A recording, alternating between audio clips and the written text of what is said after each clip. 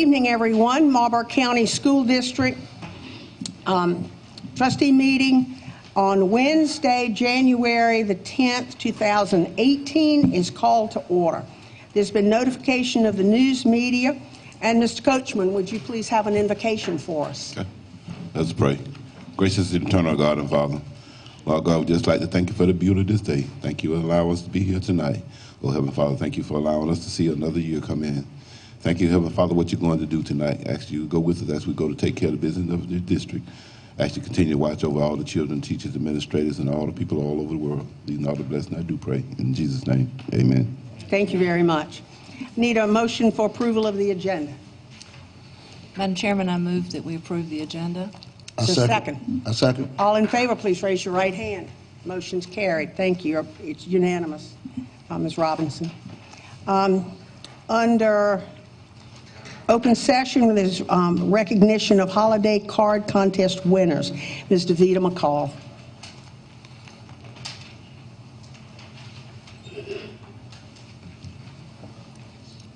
Madam Chair, members of the board, Dr. Lang, good evening. In November, we had students from each school throughout the district to compete in the holiday Christmas card contest. Students competed within their grade bands. Kindergarten through second graders throughout the district competed against one another, 3rd through 5th, 7th through 8th, and 9th through 12th. We had 5 winners. I know you're counting 4 grade bands and 5 winners. We had a tie at the high school level. So tonight we would like to present those students and or their principals, if those students aren't here, we would like to present them a framed copy of the card that their drawing was placed on and their prize in the amount of $50. Wonderful. We had Elena Page in our kindergarten through second grade band from Bennettsville Primary School, and Miss Carolyn Karn is her teacher, and I know that she is here if she would come and accept it for Elena.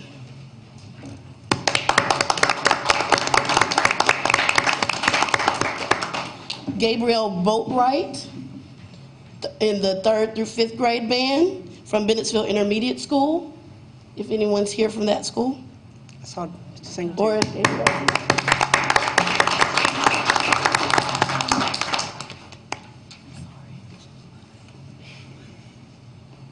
we had Jamil Gillespie in the 6th through 8th grade band from Marlboro School of Discovery.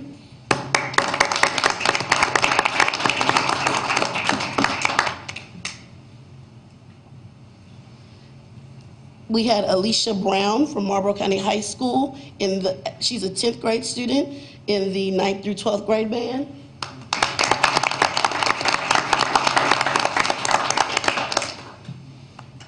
And we had Duran Biddle, also from Marlboro County High School, a 9th grader.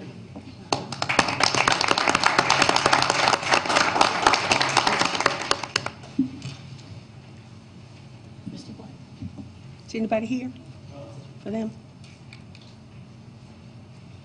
And if you all would move over to this side, Dr. Lane, would you come up?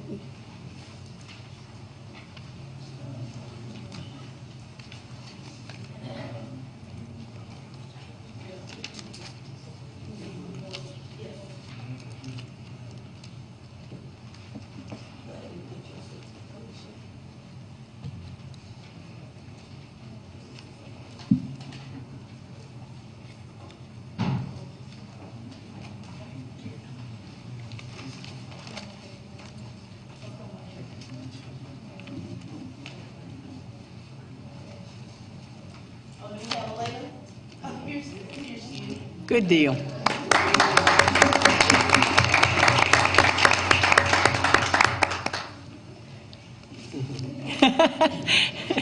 They won't bite. Come on up. She precious. Precious.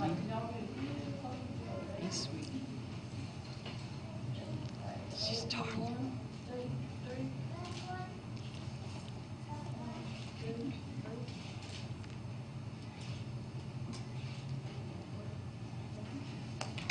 Good deal.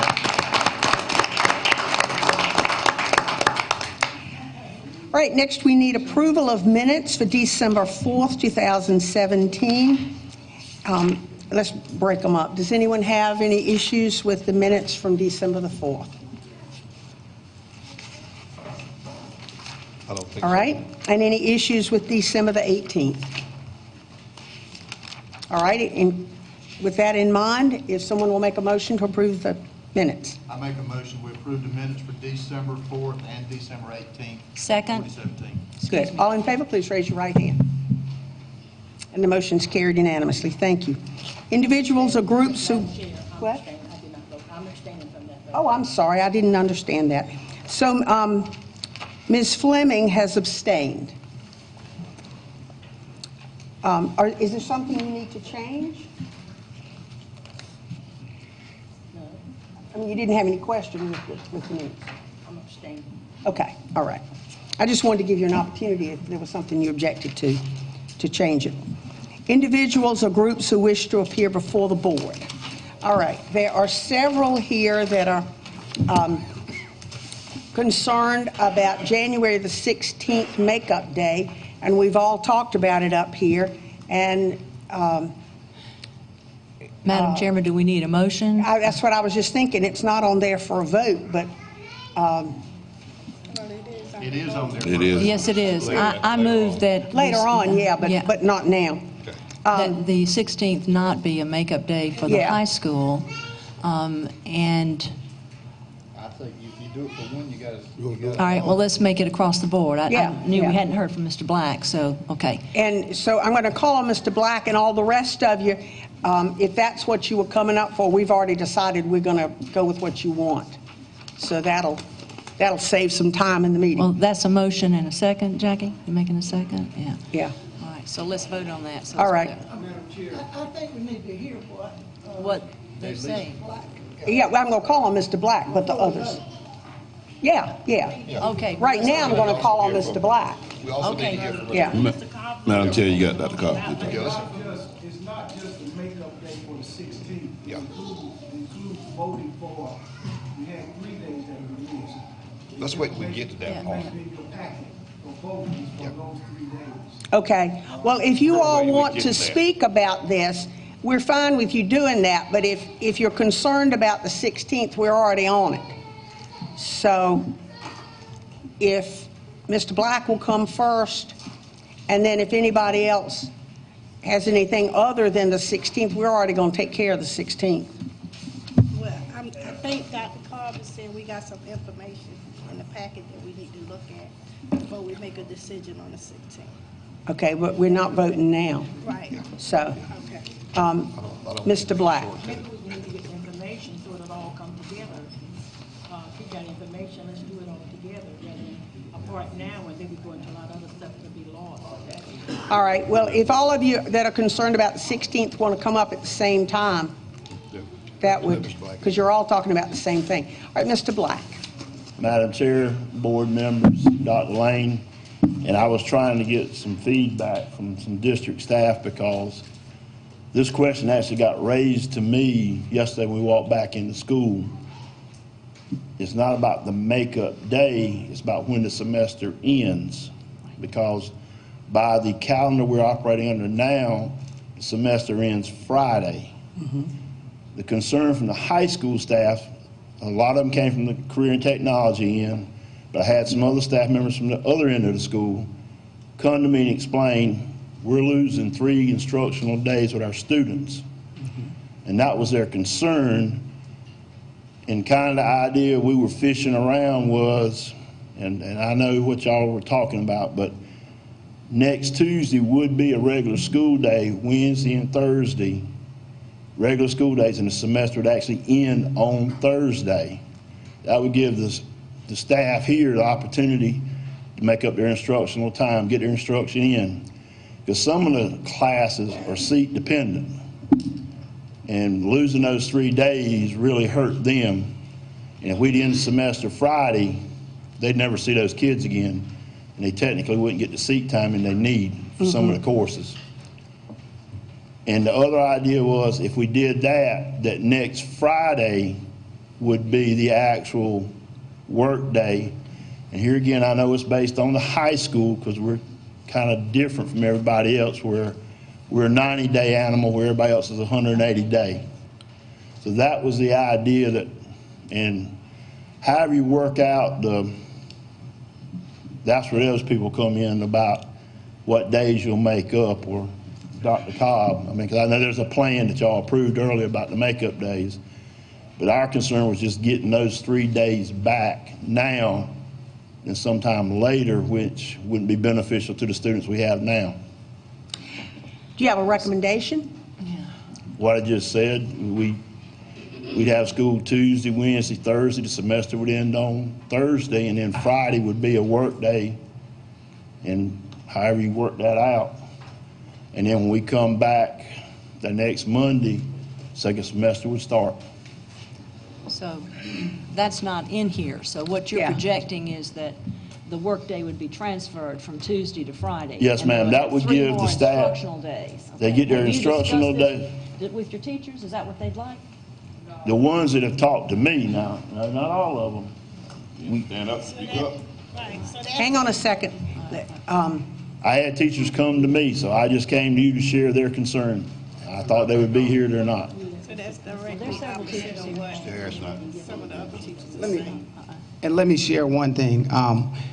Because our classes have to be 90 days, we don't have the option of not having the 90 days. We can't do a semester in 87 days, which means that whatever is decided, we have to move the semester back. Unless we do any type of makeup day, the semester has to be moved back to a day where we incorporate all 90 days. The State Department won't let us close out the semester without 90 days. So regardless of whatever is decided, what he was talking about, that shift is not like an optional shift where you can just take 3 days off of the semester. So wherever it is, we have to move that back to until we get to 90 instructional days. That has to happen for that semester to count. Dr. Harris, could you write, before we get to that part of the agenda, could you write a motion that includes all of that? I want to ask him a question if I could. Let me make sure I understand what you're saying.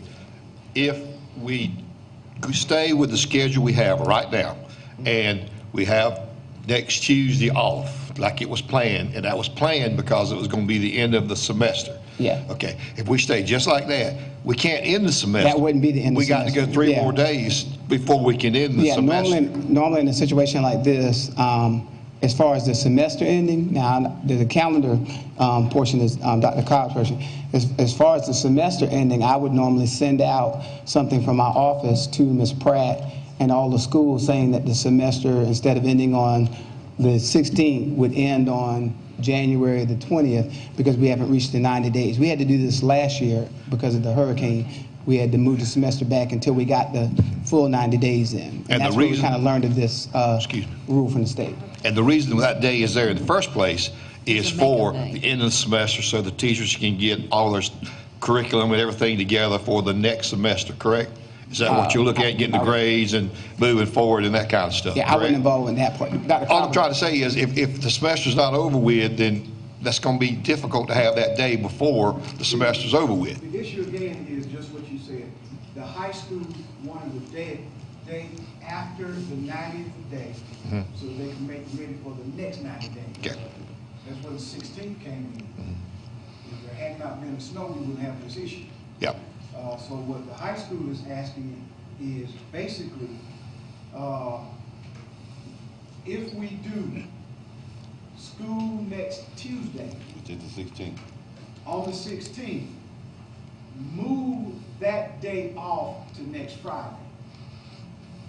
Well, the issue again is going to be, if you move anything, then you're going to end up kicking the end of the school year back. The other thing is, as well, we have, by state law, we have to build in 3 makeup days. For the past few years in Marlboro County, we built in 4 makeup days. But also keep in mind that if we might consider last week's storm premature, but we still have More January, winter. February, and March, when we could have bad weather. But I also need you to keep in mind as well that as a board, once we exhaust the makeup days in the calendar, you will have the option at the end of, if we have any more inclement weather days, you will have the option for us to come to you to have those days waived according to state law, up to 3 days. And that's at the end of the semester. That's after we have exhausted all. Can't waive them until you exhaust the ones that build in the calendar. Right. So in the motion, do we also need to amend the calendar? Well, the calendar would have to be adjusted because if they're asking to have Friday off, according to the calendar, Friday is a regular school day. So the calendar would have to be adjusted to where we move the 16th to next Friday. All right, so again, I ask that before we get to the point where we're going to vote on this, if you all could write a motion that covers all the details that we need, that would be helpful. Madam Chair. You've got one? Okay. Well, my motion in the recommendation in your board packet Right. would be to use the 16th as a makeup day. That was our recommendation. Okay, all right. Madam Chair, can we hear from one of the teachers? Y'all want to stand up and speak for yourself? Yeah. All right, we'll just carry on and ask all of them to come up. Ms. Trains?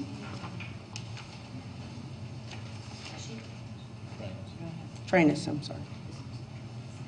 Mr. Trainus, I'm sorry. Oh, okay. Madam Chair. I met your wife here. That's Yes. what I was thinking. Yes. You were going to be a lady.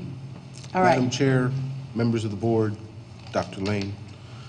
I was going to step up to explain that using the 16th as a makeup day would deprive the educators here at the Marlboro County High School the day to transition from the first semester to the next semester. That seems to have been covered fairly well already. Right. So thank you very much. Okay, thank you. And Ms. Judith Davis?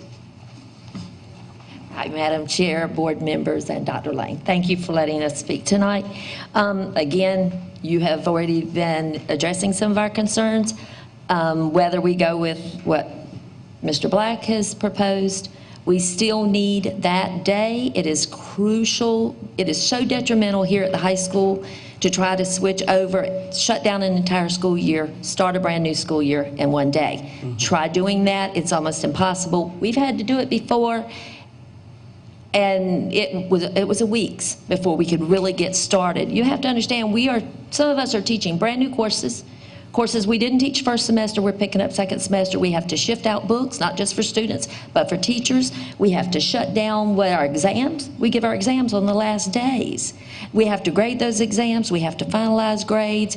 Remember, we were out for snow. We walked out the door without a lot of things. When we come back in, we still have papers to grade. We have schedules. We've got students who are going to fail that potentially have to be rescheduled into the next semester. We have new courses beginning with the AVID program out here. We have to tear down a classroom. Remember when we talk about having word walls?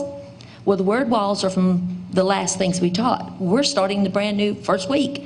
All that has to change. So when we think about it, teachers have to clean and renew those classrooms. We have to work with teachers that are now going to be teaching what we taught first semester. When we talk about that as end of course scores in just a little bit and you're Yahoo and yay good, remember that that's us. We have to tear down those classrooms and get ready for the next semester with those kids. So there's so much that we have to do in one day. And we just ask that whatever you decide, that you keep us in mind and that you remember that you want that extra day. We absolutely have to have that day, whether it's the 16th or that Friday. We prefer the 16th if that's what happens, because we've already begun planning and getting our exams ready. But if we go into catching up those 3 days that technically go with this semester, and I know in Kate classes many of them have to have those entire class times, but we absolutely must have that changeover day.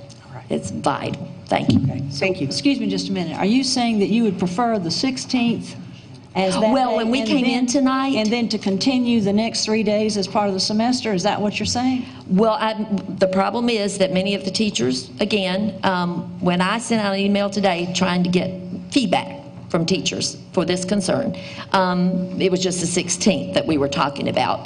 This afternoon, I did speak with Mr. Black about that, the idea that the Cape people especially some of them need that time, and I guess that would be fine if we do that the way coming back. We'll have to readjust maybe with what we've told the kids about when their exams will be. However, what I'm asking is that please give us, whether it's Tuesday the 16th or that Friday, please do not take this away as we have had it taken away one time before, and it was a nightmare out here. I'm just going to tell you, we don't operate on the same wavelength, maybe in the same way that the middle schools and elementary do. Okay. And we just ask you to keep that in mind. Thank you. Thank you. And Dr. Carolyn Prince. Good evening, Madam Chair, members of the board, and Superintendent Dr. Lane. Thank you for this opportunity to speak on behalf of the children at Marlboro County High School. I am in support for having the day off on the 16th and beginning the new semester on the 17th. The children's mindset are already in place. We've announced and prepared for final exams tomorrow and Friday, and books being turned in at that time. So to shift again would create chaos. Our children don't do well with change. I understand what's been said about the number of days required, but requirements can be changed. We've seen it before. So I'd ask that you would consider keeping it the way that it is and finding a better way to deal with those 3 days. We all have to be flexible, and I'm speaking on behalf of the children in this point. Thank you. Thank you. All right, let me see, make sure I haven't missed anybody. And Mr. Charles Graham. And he wants to speak on improving test scores.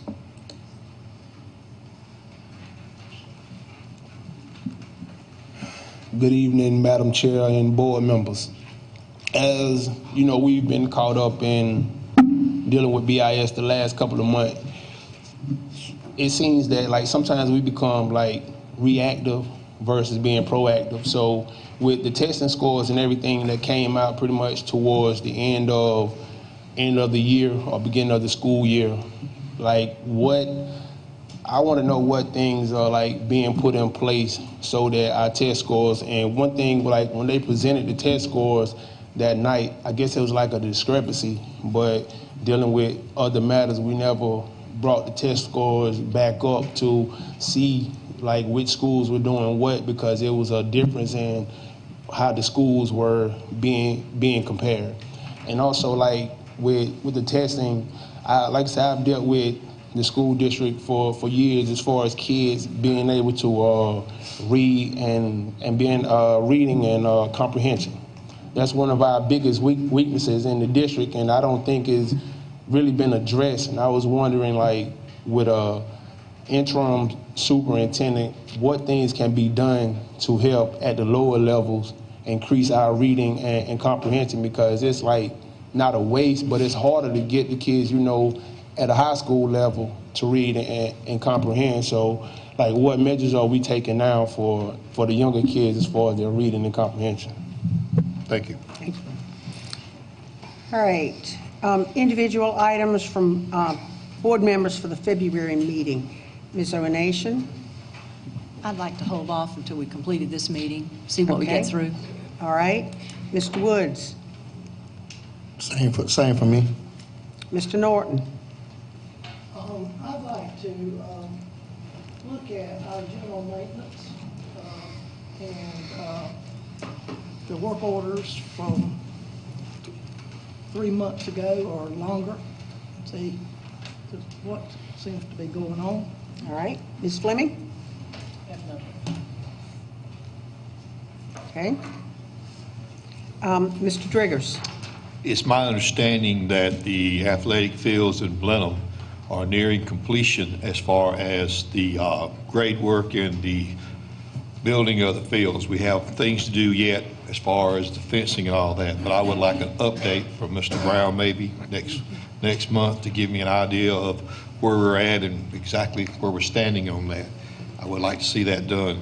Also, we got it on the agenda today also about BIS, but when we just have that discussion here in a few minutes, I'm going to ask for a couple of things on that also. So let's put BIS back on the agenda for next month also, please. Okay.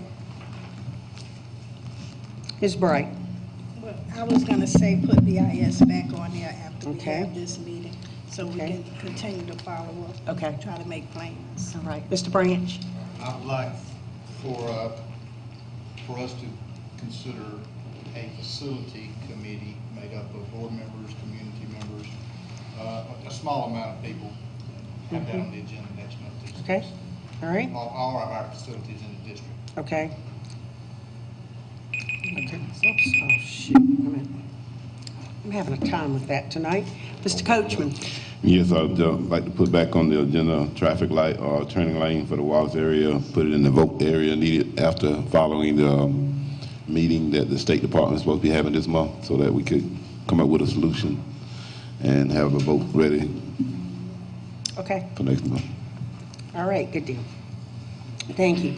Board items for discussion. Mr. Woods has on here financial concerns. Thank you, Madam Chair. Dr. Lane, I would like for you to provide a full board with a list of all transactions of pay raises that went to staff since July 25th. Some things that been brought to my attention, so I would like for us to get a copy of all people who have received a raise since July 25th. Okay. Of this year. Of this year, 2017. 2017. Okay. And Mr. Norton, information for our McCall Marquee. Well, that's part of the motion last request last meeting, I think, from Reverend Woods as well, on the marquees and what they would cost. Now that it's budget time, I'd like to have some idea of what the marquees for, electronic marquees for McCall and Marlboro County High School, as a matter of fact, all the schools, kind of break down that. 'Cause it's The cost very of all of them. I don't have my Mr. dog Norton, box to climb on I don't, anymore. we've gotten that information unless it's changed. I know Dr. McLeod has provided it at least twice, but it's all right to do it again, that's fine. The price of the marquee hadn't changed. Well, just put it in the packet for us for the next month. Okay. And then they can look at it again. All right. And also with Mr. Norton, address retiree situation. Again, I'd like to, I think letters of intent will go out this month. And I would like by next month or so to see how many of our retirees are planning to return. And then so we can look at what possibilities we have in order to compensate. In the those budget, so we'll have individuals that. in the budget, right. Okay. And also discuss the fiscal year 2018-19 budget. It's on there. Go ahead, Mr. Norton. Again, I'm hoping that by next time, of course, I saw a calendar and it looks fine to have the 5th as a good work day, so I won't go into any further details with that. All right.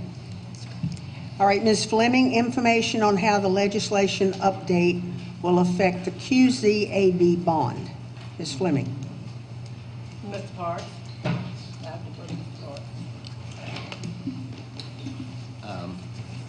Be glad to just kind of recap what has transpired with the qualified zone academy bonds. I sent an email out. This has been a couple years ago, and I don't think anything has significantly changed with the QZABs. And wanted to let you know that one of the issues with the QZABs are just the economics. buyers of the bonds are not satisfied with the yield, so the buyers are actually requesting a premium over the stated interest rate, which is supposed to be 0, but anyway, it's greater than that. The market rates, the interest rates are so low, so that what happens with the qualified zone academy bonds, the borrowing takes place at close to 0. We pay into an escrow account, and the problem is right now the investment yields are so low that when we make those deposits, it doesn't reduce enough the cost of that borrowing. And then the other issue has to do with having to have a 10% match from donors. My question was with the new tax bill, New tax bill, right. how would that affect Marlboro County School District's budget? Do you know? Oh, are you talking about the budget itself, or are you talking about what kind of funding, our funding, would it affect our funding, our federal funding? We have seen continued reductions in federal funds. There's no question about that. Okay. Since, let's say since December, have you gotten anything, how will this impact our budget? Will we be able to? Well, what we might find is this, and what we're expecting is we're going to anticipate continued reductions in federal funds, so we're going to be more reliant on state funding in order to provide for the district. And I think what we've seen too, there's a tendency to move more of those federal dollars to the states. And so we're going to see more reliance on state and local funding for the budget. So are you saying that they will give us the money, but it will go to the state of South Carolina, and it will be like a pass-through to come to us? We'll see more of that, and we'll anticipate that we're going to see reductions in the federal. We hope that we'll see increases in the state funding, which will help to somewhat offset that amount. Do you have any idea what that amount? Can you say We really don't know. If we've got maybe $6 million of federal funding, I think we can anticipate at least a 5% reduction. That would be a few $100,000. I think we could anticipate in lower federal funding for the upcoming year, at least. Could our budget, could we continue to operate as we are? No, we're going to have to be very, very frugal with our budget for the coming year. We're going to have to look closely at staffing allocations and costs in general. When you have the budget, all these workshops that we have planned, yes, will you have figures at that time? We'll probably see our first allocations in March. Okay. So that, and that'll be preliminary. We expect to have fairly hard numbers by May. I know you're talking about, and in past years, yes, we would get something from the state, but I'm talking about this new budget that was passed in December.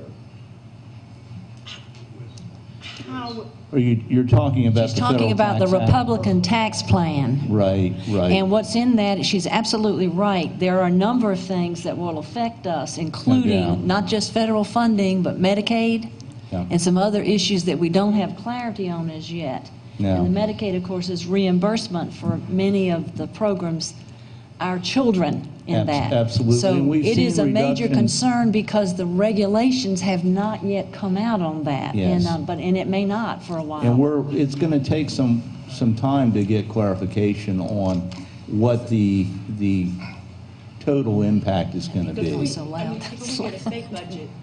If we get a state budget, which you say having workshops on, we don't know what we're working with. Well, we rely solely on those reports. And what we've done in the past is we started with the Ways and Means report in terms of estimating what that funding is going to be. And then, of course, as the Ways and Means and then the House and the Senate version and then the final versions take place, then that becomes our final budget for general fund. But obviously, the other part of that is if we lose some federal funds, some of those expenditures then have to come into general fund in terms of budgeting. Thank you, Mr. Okay, Parks. thank you. All right. And next, there are two people that asked this to be on here. Discuss plans for Bennettsville Intermediate School building. Mr. Driggers and Ms. Bright. You like me to go first? You go first. Okay, I put this on the agenda for a couple of reasons, and I understand that we have moved the 5th grade to Cloud. So one of my questions on this would be how many 3rd and 4th graders have requested to leave the Bennettsville Intermediate School? Can anyone give me that figure? Yes, Ms. DeVita McComb, is she?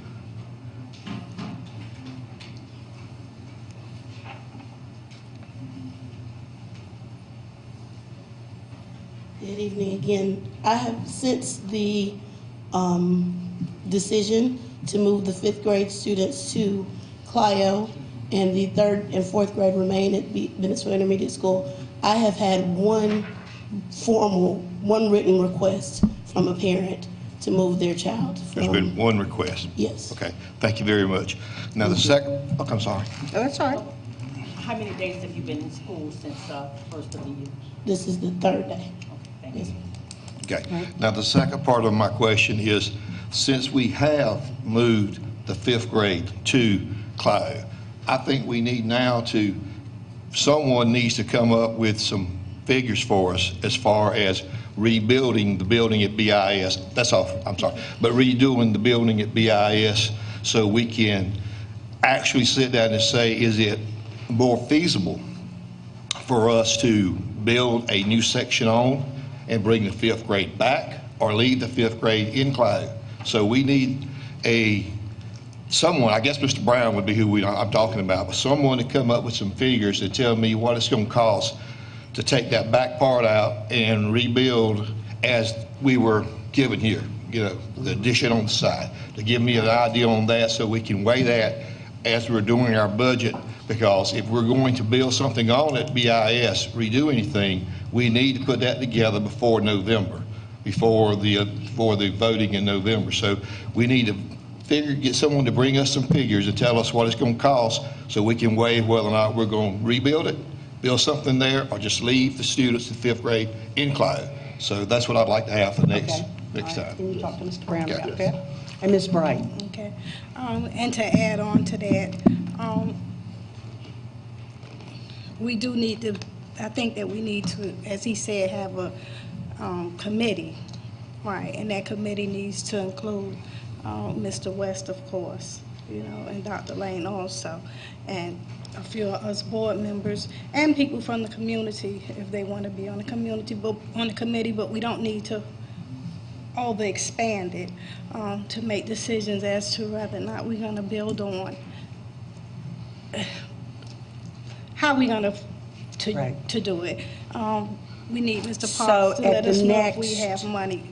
Yes, that needs to be on At the there. next meeting, we need to have a committee appointed and also a schedule for that committee to meet. Unless we can get a committee in place before then, so when we have the next committee, we would already have gotten together.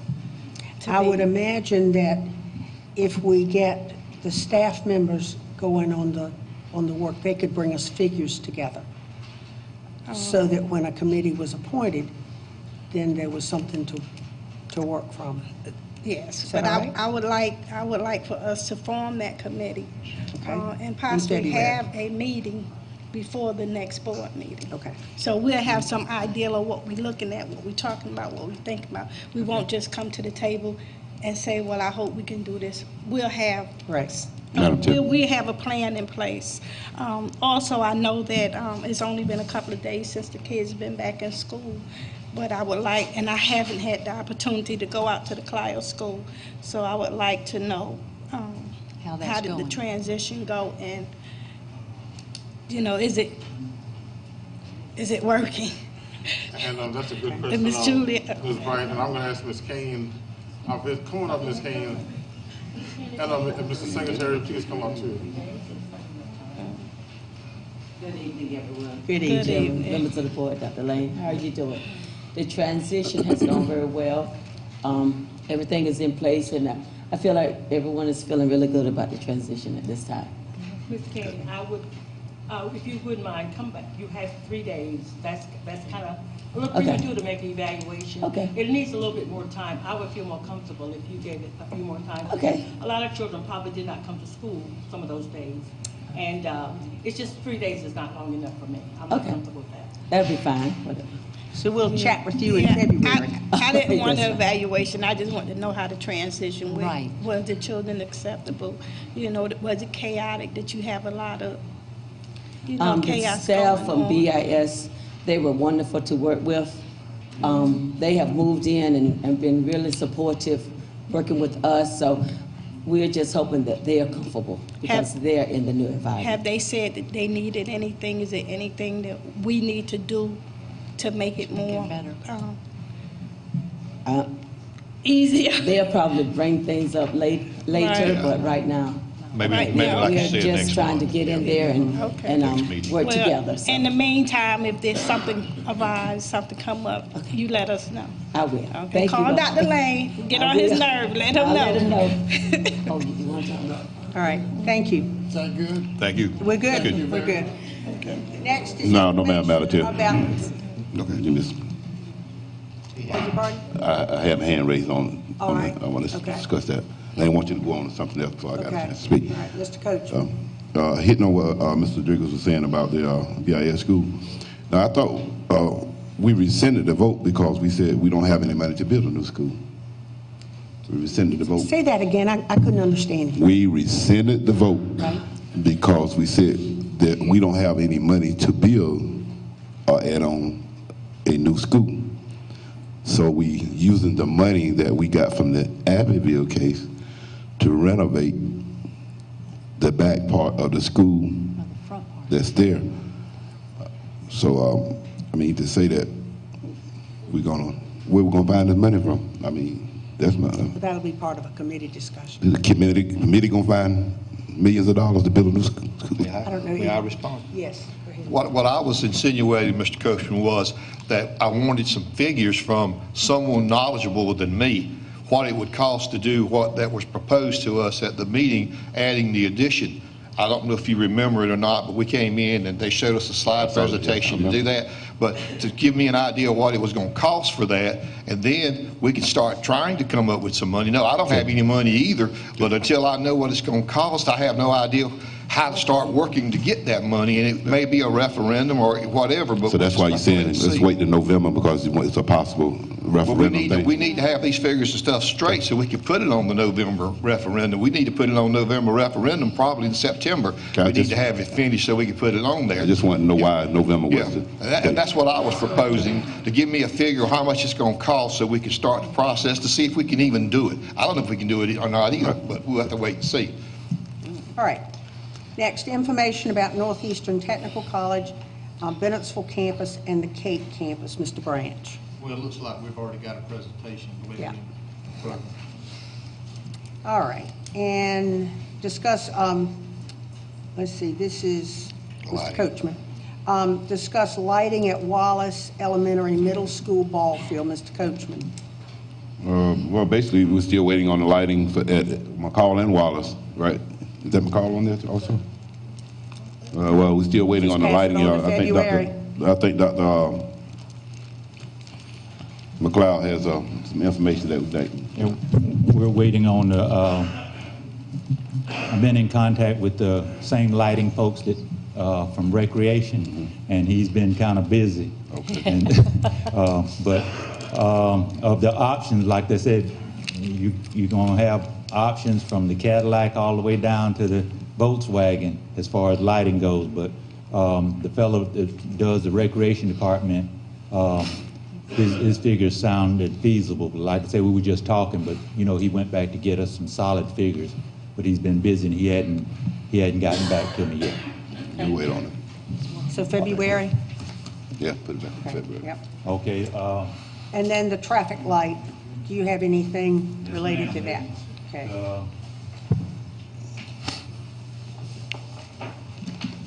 Thank you so kindly, sir. Michael, I'm going to meet with him next week on that issue. I'll call you. There's several issues.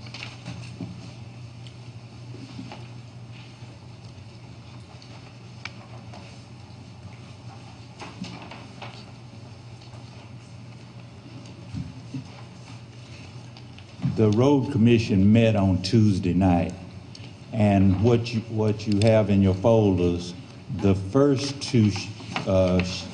three sheets represent the study that they did of that intersection, and the last sheet that you see, you notice it's written to Mr. Steen from the Marlboro County Council.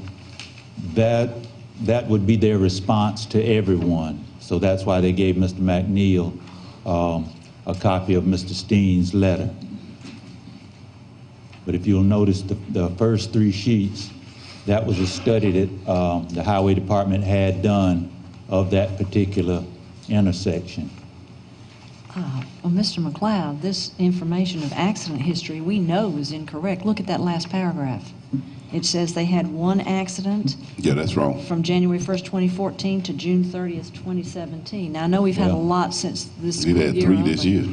But that, of course, ended in June. The ones that we've experienced lately, they mentioned that at the end, but they didn't have it in their data. So, you know, those they said they only had one up to that point, but now I think we've had possibly 3 here as of late. But the bottom line was they said that they're not going to put it there. So it's going to probably take a few more accidents. Basically, what's their recommendation, Doc? The recommendation is they're not going to recommend it. They're not. See, the state of South Carolina at this point, you notice they're putting in these circles. They're getting out of the stoplight business. That's why they're putting in all these circles. Their conclusion is that's safer, I think, right. than stoplights, yeah. All right. Thank you. Wait a minute, hold on. Michael, I think it's 4. We'll get the information. Okay, we'll get the information on that. But they do say June 2017. A lot of these have occurred. I just asked Dr. Lane if he would that. get corrected information to them. Okay, thank you. Madam Chair. Yes. Okay, so also in this report, I was told that Department of Transportation will look at changing the speed limit or something on number 9 due to the bus accident that recently occurred. Okay, that's not in this report. Okay, so if no one is going to address it, because evidently the DOT it doesn't mention it in this report. Any reason why? Can you come back up to the podium, Dr. McLeod? Mr. Herbert's going to tell me. There you go. Ms. Bright, what you're asking for comes through a different office, and it hadn't returned yet. That comes through, this part comes through a different office at DOT. So your part hadn't come back yet. They're not finished with that study yet to approve that. But as soon as we get the reply on that, we'll have it to you. We'll get it to you. Ms. McNeil. Okay. Ms. McNeil, what do they mean by dash edge lines to be installed? This is the recommendation. That I asked last night, and they said what that is what the engineers are going to now, and that once they put the dash edge lines up there, you can see where the stop line is, you can see where the road is, and that's just a new way of doing things. Now, they don't put up traffic lights anymore. That's their thing. They don't put up traffic lights caution anymore. lights with the signs up saying speed limit school. They're going to look at doing additional school zone signs. They're going to give us some more school zone signs, but they recommended, and I spoke with them, and we're going to try to reroute some traffic. We're going to get together and try to reroute some traffic up there or something.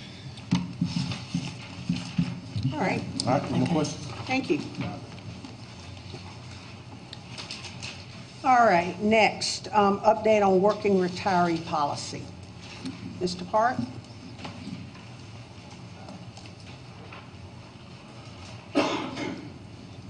I think Mr. Coachman has this on here. What was your question? I didn't know I had this on it. Okay. It's still under your name. All right, well, let him fill us in then. All right. I don't remember. As of the last board meeting, those working retirees that came off of Terry during the fiscal year 17-18 year will remain at their current salary, at the proposed salary at the beginning of the year. Any of those that were adjusted prior will be modified with the January 15th payroll. So the action that the board had taken last month Resolved it. will resolve it, Okay. yes. And while you're here, go right on with the financial. Okay, very good. You have in front of you the budget calendar for fiscal year 18-19, and the district calendar provides a basis for scheduling activities and meetings connected with the budget process. The proposed 18-19 budget calendar follows a process similar to those in prior years. Workshops will be held prior to regularly scheduled board meetings to hear information to be considered for the 18-19 budget. The schedule includes workshops on staffing, school configuration, student population, and facility priorities. The schedule includes a workshop for staffing based on configuration options on March 19th, certified and classified staff listing as recommended by principals and curriculum and instruction team for contract approval, and letters will be presented at the April 9th regular meeting. The first and second budget workshops are proposed to take place in April, with the final in May if needed, and 3 readings of the budget if needed in June. And my recommendation here is to approve the calendar as attached. Would someone make a motion, please? I make a motion to approve the 2018-2019 budget calendar. Second. Is there a second? Discussion? Second. Yeah, Ms. Bright? well, can we wait before we vote on this so we can make sure when we look at changing some of the other dates that it doesn't interfere with this? How would this interfere with the other dates? Let me say, we'd be Well, if glad we to had make any modifications as we go, if that would be necessary. Well, that would be fine if we can make the modifications.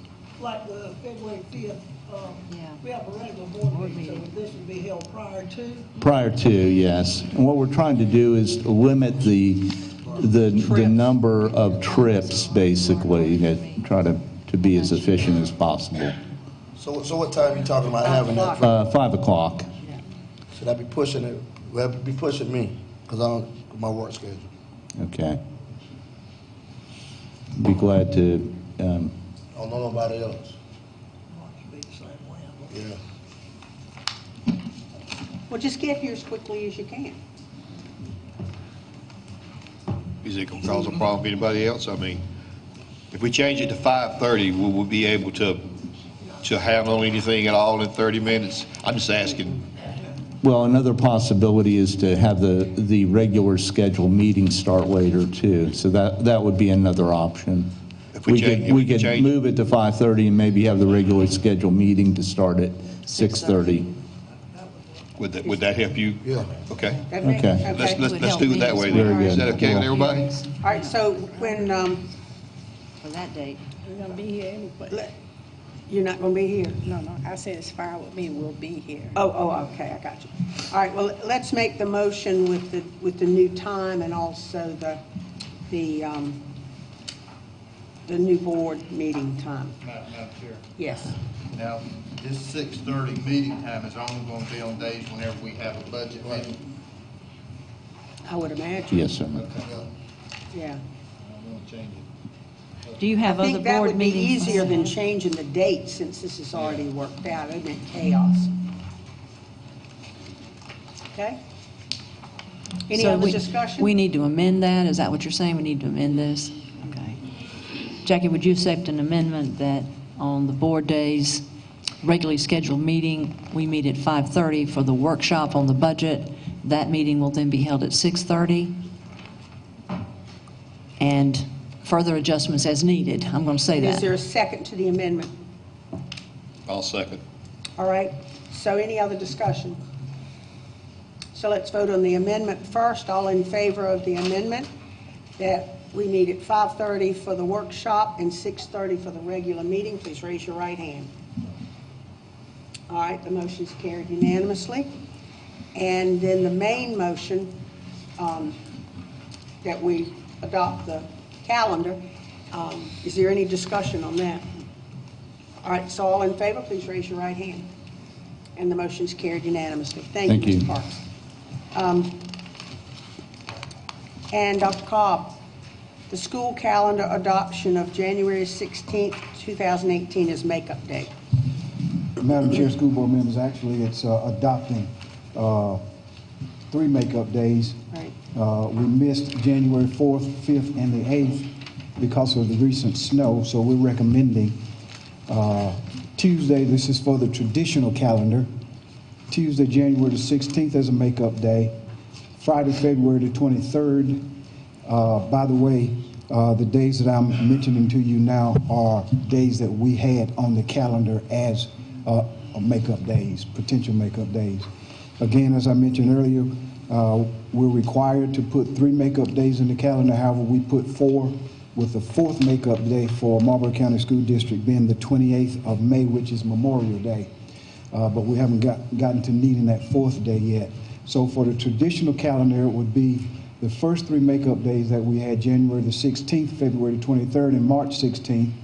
And for McCall's extended year calendar, the makeup days will be Friday, February the 16th, Friday, March 16th, and Wednesday, April the 11th. And administration would recommend approval of the aforementioned makeup days. I have a question. Let me say one thing first. All of the people that spoke had valid points. I think we should try and find a compromise that accommodates all of it if that's possible. Mr. Driggers. Okay, I got a little confused just a few minutes ago. I had one teacher, or maybe 2 teachers, get up here and say that, you know, we need the time because we've got to do in our semester, and the only way we can do it is get the 3 days in, so we move it to Friday.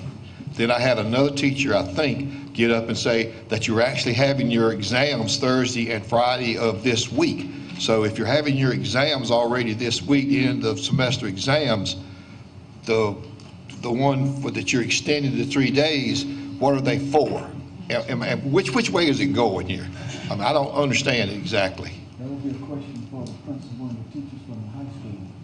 I think Ms. Prince said we were having exams now. Thursday and Friday, we're having exams, so we're having the exams for the end of the semester. So, but yet we need to extend the semester because of what? Because if we're having exams for the end of the semester, they're not going to get any credits for those 3 days, are they? It needed to be extended. Come on up to the podium. It needed to be extended because we cannot end A semester. we can not end a semester with 90 So it's days, just the days. We're not really 76 days. talking about any studies or anything that's going to be added to them because they're not going to have a chance to study 3 more days. It's just the days needing to be put in there, the full days, right? And some of them consider it seat time, but it has to be 90 days in a semester for them to get credit. Okay. Okay. Okay. All right. Now, Go ahead. So in other words, we could allow the teachers to have the 16th, which the majority seem to want, and then have 3 days to finish out the semester to meet the requirement of the 90 days. Is that correct? I'm not understanding you. When you say You have said- the 16th. Well, in other What's words, gonna happen it on would the be- 16th? It would not be a makeup day, but would be a teacher work day. And Okay. then you would have 3 more days in the week to accomplish the 90 days that you need. And I think, And I'm not sure. The high school really needs to address looks this, like because I since think they most of out- it deals with making that transition from ending 90 days and going to the next 90 days. To make Mr. sure that Farr, could you come up, please? everything, correct.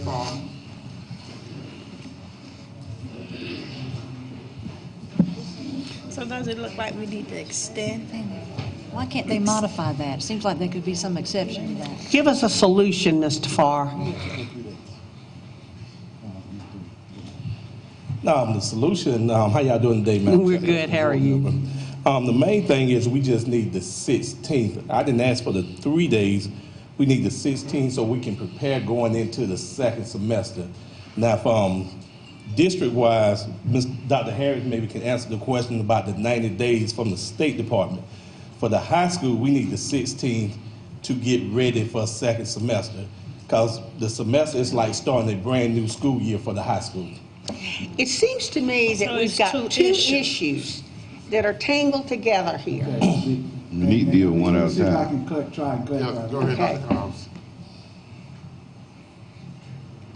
Let's take exception to, if we did not have the snow days, then the 90th day for the school year would end this Friday. Okay. And that transition day will be next Tuesday. Okay. To start of the next semester would be next Wednesday for the high school. That would have constituted 90 days for the first semester. That would be out of the way.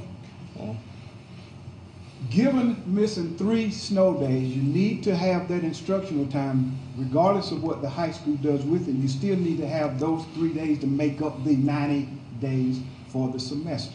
So we need to push the schedule back. Either push the schedule back, and he's asking that they keep the 16th as a day for them to make that transition, but you still have to include those 3 days in order to have 90 days for the first semester. Well, how can you work that out? Give them the 16th and We can go back and look at it, but having looked at it over on the side, if I can explain for just a moment.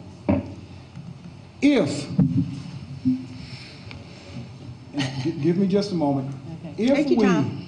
If we allow what Mr. Black was requesting, if we allow next Tuesday, Wednesday, and Thursday to serve as the last 3 days of the semester for the high school, and the district takes next Friday off, which was a regular scheduled day, if they take next Friday off, then what's going to happen is we're going to kick everything back. Instead of the second semester, the ending of the second semester being on the 12th of January, it will be on the 18th of January. So the end of the third 9 weeks is going to be, instead of March 26th, it will be March 27th. Consequently, if we do that, then we're going to end up, rather than the 6th of June being the last day of school, it will be the 7th of June as the last day of school. And what's wrong with that? Yeah, one day. yeah. I don't see any problem with that. That's a long time from now. I don't have a problem with it. I'm just throwing it out there. Okay. But our Looks like a solution to me. Yeah. Our recommendation would have been for the 16th to be a makeup day and just proceed without adding anything. And there's no other days, because I feel sure there's going to be spring break, there's going to be George Washington's birthday, there's going to be all kinds of days. We have a midwinter break. Oh, don't take that away from them. Okay. They don't have enough time. I'm just telling you what's out there. We have a midwinter break, Friday the 16th of February, and Monday the 19th of February. We also have,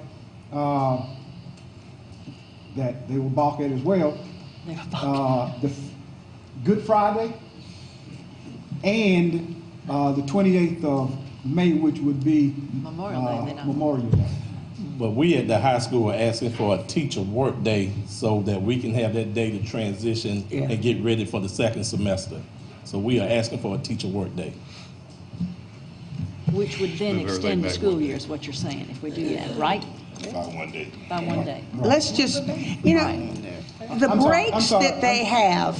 I'm sorry, Ms. Parsons, for Okay. interrupting, if I can respond to your question. Okay. If you give next Monday as a teacher work day, next Tuesday, I'm sorry, Tuesday. next Tuesday as a teacher work day, and you don't give next Friday off to substitute for that next Tuesday, then the schedule will be just as is. We will end the school year on June 6th. That was the point I was trying to make. So we always going through all this. Yeah. Does that work? And it looks like Mr. Farr is asking for the 16th, Let right? me explain it And again then- because I think somebody's not understanding. If we give next Monday just as, next Tuesday, just as in the schedule, as a teacher work day, Yep. for the high school. To let them have that day.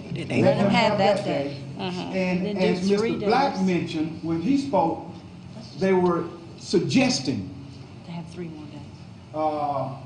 going to school on the 16th, but having Friday off. But if we discard that and we give them the work day on the 16th and come to school on Friday, then we don't have any problems or issue with school ending June 6th. Okay. That sounds like a plan to me. That sounds fine. And that's what you prefer. Because they was gonna be off Friday. I still Mr. think- Norton. I They think wasn't that gonna be what up Ms. Davis It's a was regular school saying, day. and I Because they might have Mr. Norton has the floor. I may have misinterpreted, but I believe what Ms. Davis was saying, if she's still here, is we need a day at the end Yeah. of the semester Yeah. to transition. I don't care if it's the 16th, the 19th, or what, when the semester ends. We need a day. Right. We need, And, am I right? yes, we need a day to transition Well, over. then you need the 19th. Okay. Yeah. That makes sense to me. Not the Yeah. 16th. I'm more concerned about them 90 days that we need. You get the 90 days that But way. the exams are gonna already be over. Oh, yeah. Well, you can move the exams back. I know no child that's gonna fuss if you move them back. They might fuss if you move them forward, but they're not gonna fuss if you move them back. Yeah. Mr. Now- Cobb, you got it worked out. I'm going to give one last caveat to all of this. One last caveat. Okay. I know I just mentioned that if we take the 16th off as a teacher work day for the high school sake, and we don't give them next Friday off, that the 6th of June will be the last day. Provided, We don't have any.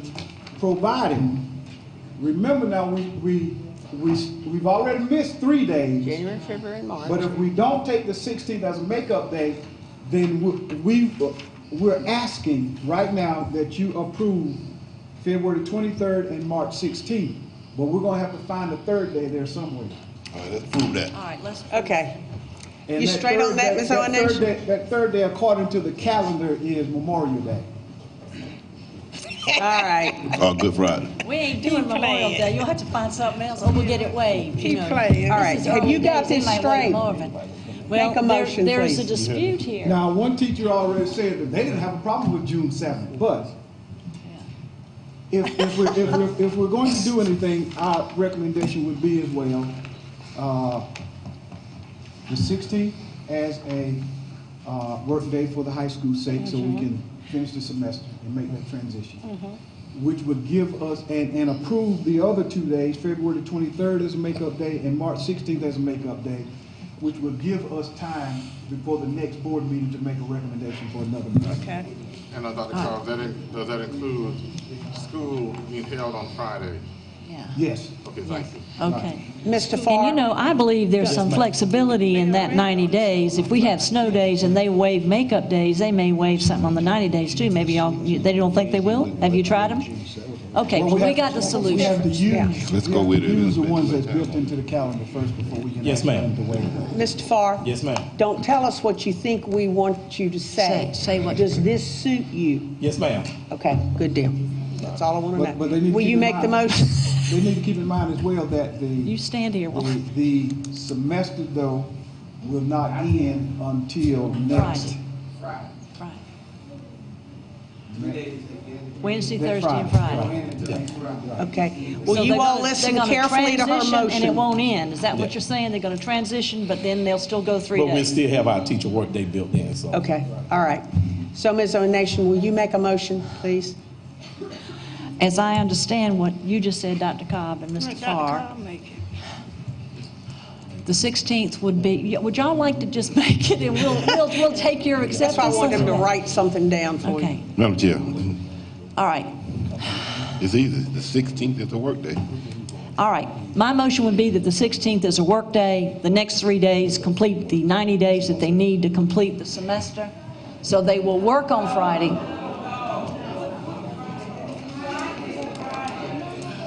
Dr. Cobb, you make the motion. Mr. Farr just said No, the I 16th. say any day we need as a work day. Any right. day we can use as a work day. What do you think? Is we off there first? We off there first. Everybody settle down and be really quiet so we can get this done. 16th and Friday, they're going to work. Mr. Farr? But they already working Friday because they tested. Mr. All Farr? right, why don't we do the Tuesday, Wednesday, Thursday, and the transition today on Friday? Let's let them meet So we don't Tuesday, have school Wednesday, that and Friday, Thursday. right? Tell us what day you want to get. If we don't have school that Friday, we can use that Friday as a teacher work day, long as we get a teacher work day in. What about All the right. 16th? We just, Friday, they you wanted the 16th, Yeah, you I told want us a you... day off. If it's that but we Friday, agreed it's going to be the 16th. okay. If it's that Friday, we are off that Friday, we can use that Friday as a teacher work day, and that's the end of the semester. So we're back to what Mr. Black recommended when he came up. His suggestion. All right.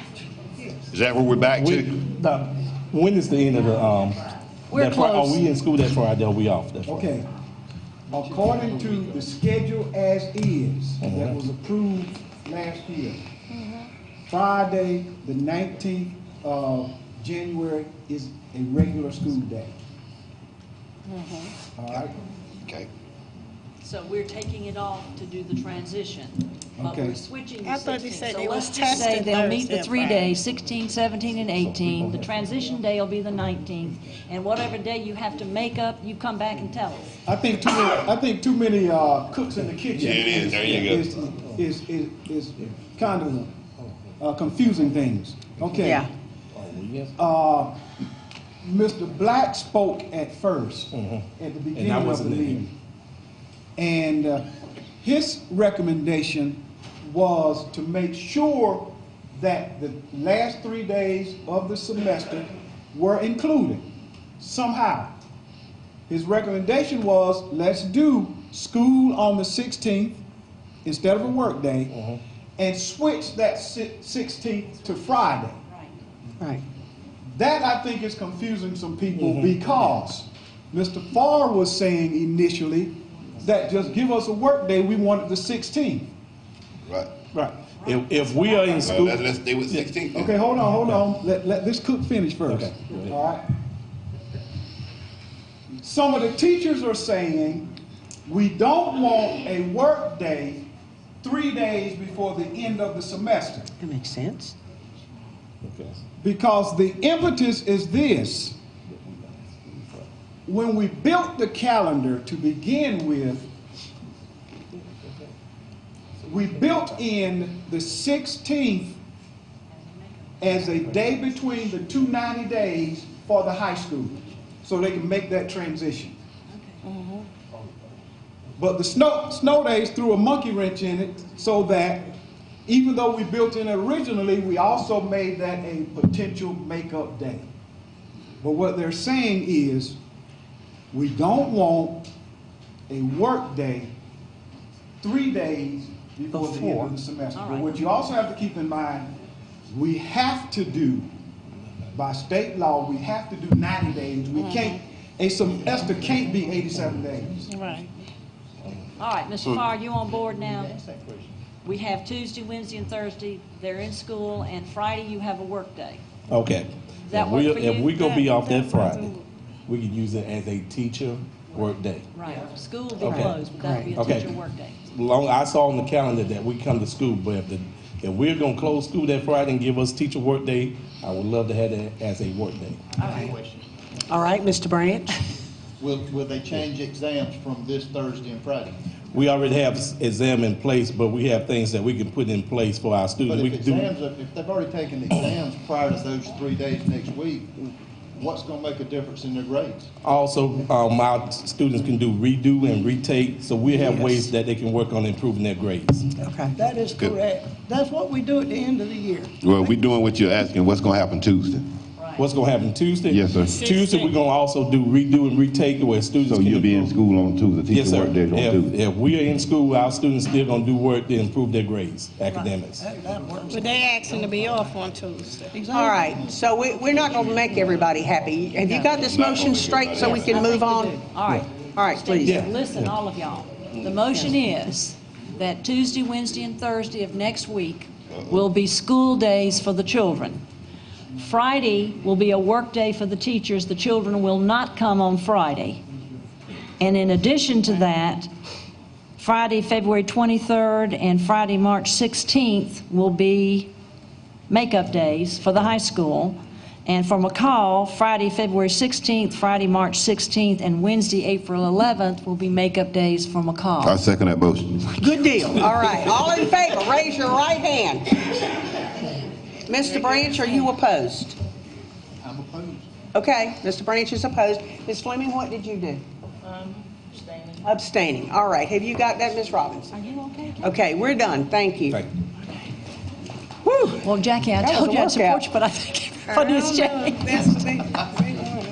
All right, next we have presentation by Malden and Jenkins LLC on the annual Yeah. financial audit. Madam Chair. Yes? I didn't catch it, but I was just informed. Oh, God. I was just informed, let's make sure we have the motion correct.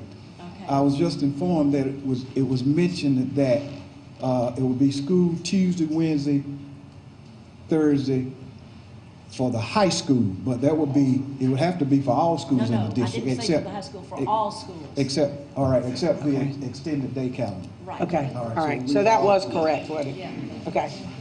All right. So next, we have got Mr. Parks. And this presentation by Malden and Jenkins LLC on the annual financial audit for fiscal year ended June 30th, 2017. Welcome. Hey, good evening, Madam Chairperson, Dr. Lane, and Board, and Les Parks, and citizens of Marlboro County. You guys have in front of you 2 packets from Malden and Jenkins. I'm sorry, I didn't introduce myself. I'm Adrienne Berg-Lucas. I was the audit manager on the financial and compliance audit for the school district this year. So as I mentioned, you have 2 packets in front of you. The thicker one is going to be your financial and compliance report. Hold on just a second. Can you up her microphone just a little bit? Get closer. Okay, sorry There about we that. go. I'm All not right. used to Now speaking we in the can hear you. microphone. All right. So like I said, the big packet is your financial and compliance audit. You will turn to page not 14. Let me go back one page.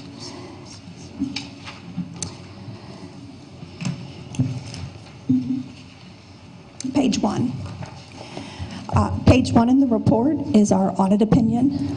This year, the school district received a clean opinion, meaning we found no items that were immaterial stated.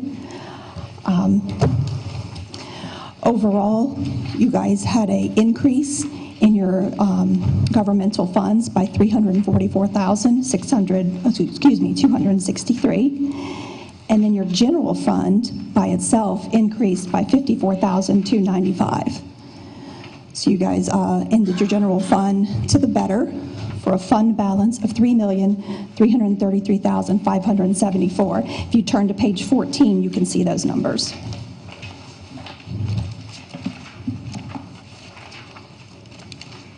This was as of June 30th? Yes, June 30, 2017, correct.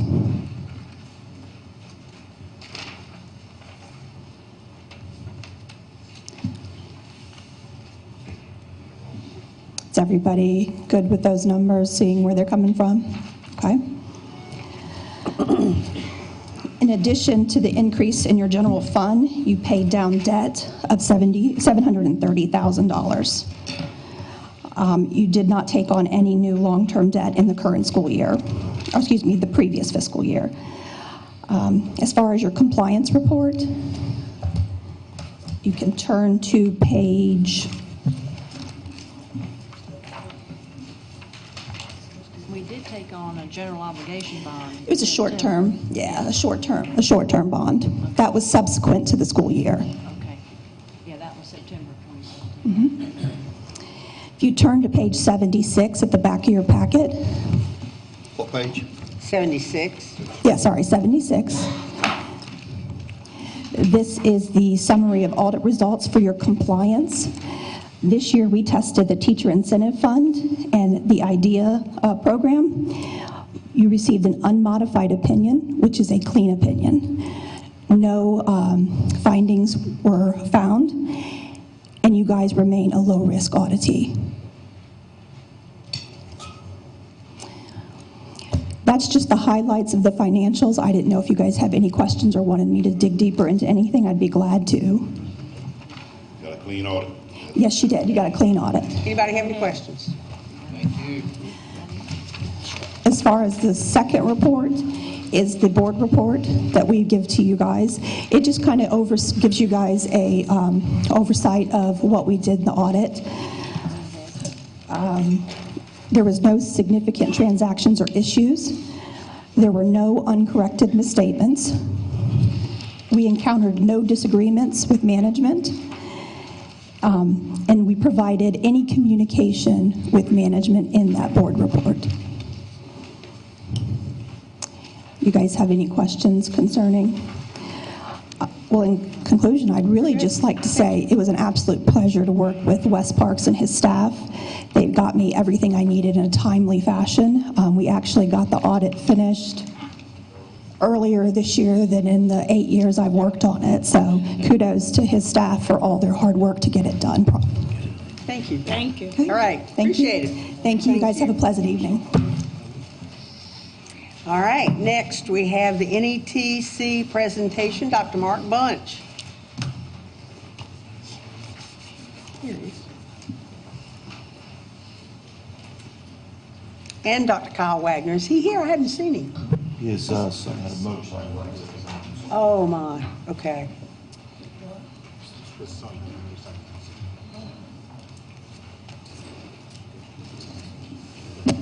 Is he okay?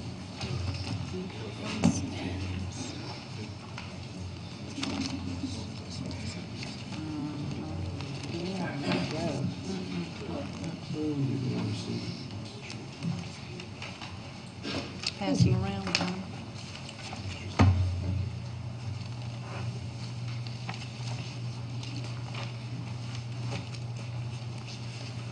Good evening, Board. How are you tonight? Good to be with you. Thank you, Madam Chair. Glad you're here. Thank you, board members. Thank you, Dr. Lane. Thank you very much. And to everybody in the community and our teachers and folks that are here, thank you very much. I appreciate the opportunity. I want to bring to you some updates from some of the programs that you approved early in the year and talk to you about the direction that we're taking and some of the successes that we've had here at Marlboro County High School. Also talk to you about some of the programs that it's led to in other counties as well because of your leadership and your vision for what can happen when we work together for the betterment of our students. So I'll roll through this, and anytime if you have any questions, please stop me. I would love to answer those for you. But for those of you that did not hear, Dr. Wagner's in Little Rock, Arkansas. His son had a motorcycle accident yesterday. Surgery today. He's going to be fine, but he's going to have a long recovery. So he's unable to be with us tonight. Okay. Starting with the first slide there today, I want to share with you what you approved earlier in the school year. You approved for us to offer our 9th and 10th grade students through a grant to have their first college class while they're at school. Now, this is a groundbreaking opportunity for our district here and for this community. And because of your efforts and your leadership, and also from the grant that we received from the Love Foundation, you had 39 students enroll in the program in Art 101 and Computer CPT 101. Those are college level classes that they took. 97% of those students passed those classes, which means of the 39 students, all but one passed the class.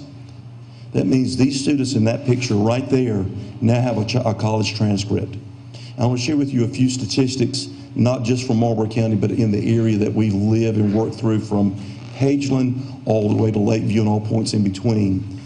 Almost 90% of the students in our service area come from homes with little to no college background. That means when they go to college for the first time, they may be first generation going to college or taking classes or trying to be successful. As I stated to you earlier when we started this program, part of what we want to do is start the college process taking classes, but we also want to teach. We want to teach these students how to go to college, what a registrar is, what a FAFSA form looks like, what a college application looks like, to work with college instructors. And we do that with starting in your school here with these students, with teachers they know, with guidance counselors they know, with administrators that they know.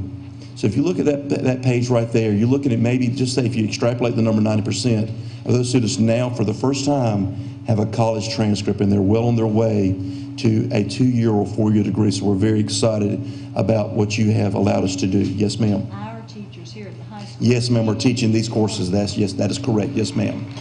Now, what we're offering for the spring of 2018 will be 2 new courses offered. Now, the students that are currently in the class, they're taking an art class and a computer class, they will switch. They'll move to the existing teachers and they'll take their second class. But we have enough money for 40 more students to take their first college class at no cost, taught by teachers here at this school. So we're working with Mr. Farr and the other administrators, with guidance counselors and the district personnel. We will be offering another computer class and also an engineering course.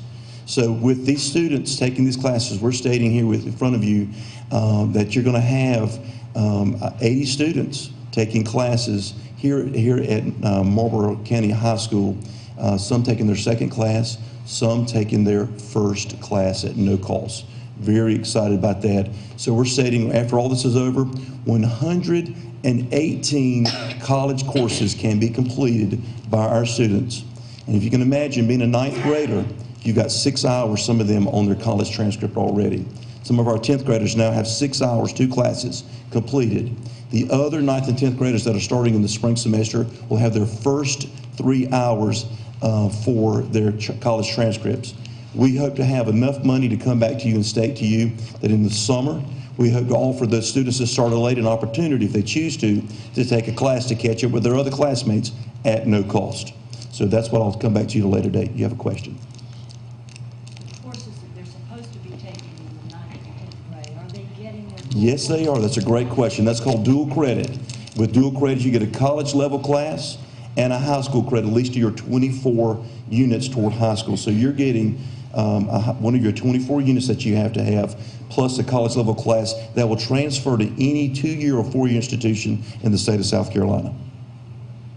Okay? And I want to say it to you again, as I promised to you this before, this would cost you no additional money. It's cost you no additional money to do this. We're using existing teachers, existing buildings. You're already heating it, you're cooling it, you're lighting it, and now have students, 118 college courses for your students at no additional cost, on top of the students that are currently taking biology classes, math classes, and English classes already at the school, taught by your teachers that were previously given prior to this taking place. Okay? So moving forward again to the next one here. An update on the Bennettsville campus here. We are moving forward with our campus. You may have seen the sign that is in front of our building. If you arrive by our campus, you'll notice the sign is there. We were supposed to have pre-bidding done. The weather got us just like it got you. But we had a pre-bid opening, I think, on Tuesday.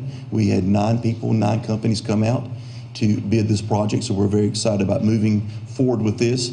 15,000 feet is what will open in the first phase there. That's the lobby.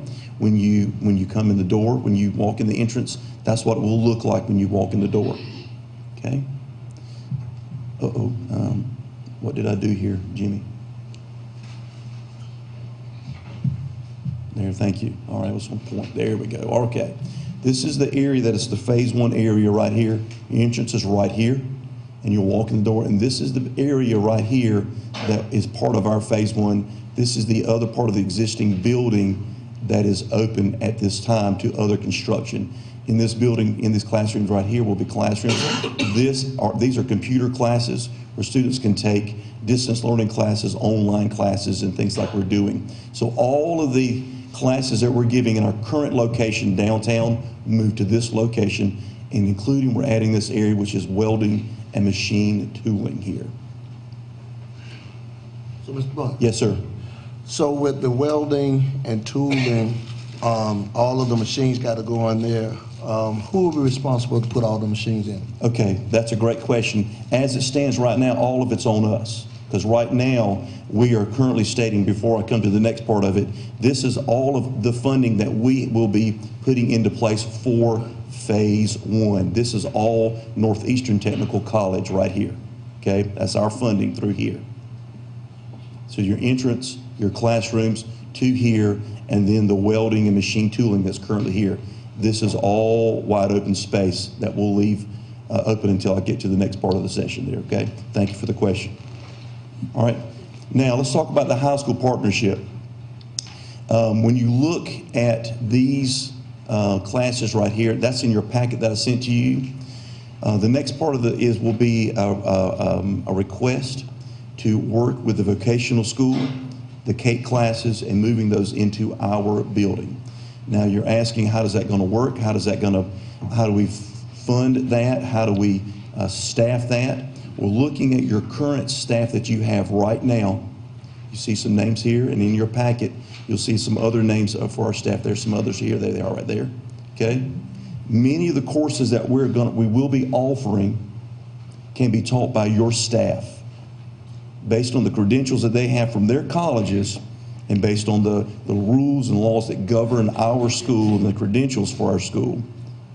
Your teachers that are currently working at your school can teach these classes. If you look at it, you'll see the nursing, you see accounting, you see automotive, you see drafting and those things, and computer classes of those nature. So you have a lot of people on staff that can do a lot of work at the college level for your students. Now, what I'm asking in tonight, and I'll have this in a recommendation that you'll take forward in just a minute, is coming into a partnership with Northeastern Technical School where your CATE classes, your CATE teachers, CATE equipment move into this building here with us. I'll go back to where we were before. This is what we as Northeastern will be building, regardless of your decision. What we're asking for you to do tonight is to begin the process of not making a decision tonight, but begin the process of looking at what it takes to build in the rest of the building CATE classes that will be college level classes. Let me state this to you here. These will not just be high school credit classes. This is not a vocational school, not a CATE school. This entire building is a Northeastern Technical College campus. This is not part of Marlboro County High School. All right, this is Northeastern Technical School. What we're suggesting that you do and asking you to do is to look at your teachers being in these locations with us, teaching the current courses you're currently teaching, and making those classes college level classes, which is very, very important. Very, very important. When a kid takes a class with us at this location taught by your teachers, just like the computer class, just like the art class, they're getting a college level class. This area through here is the same idea. So if you look at this area right here, this will be an area for nursing here. This area right here is automotive, culinary in this area here, cosmetology in this area here. Now, in this area that we're building already, we will be building and paying for the welding and machine tool that you will use. In this area right here, you will be using the your ag area can go in here, built by monies that we use for this area here. Now let's talk about numbers for just a minute. I want to do a little multiplication with you on how this works and how this benefits you. The status, yes ma'am, go ahead. I'm sorry, you go ahead. In terms of it being college level, and that sounds wonderful. Yes ma'am. Are the kids ready for the college level? 97% of your kids at this school just pass college level courses. Yes ma'am, they are. Every time I work with students. You're talking about art and computer. You're not talking about the skills that you're talking about here. I'm just questioning that. It seems I believe they're ready. They're making a leap here. Mm-hmm. I want to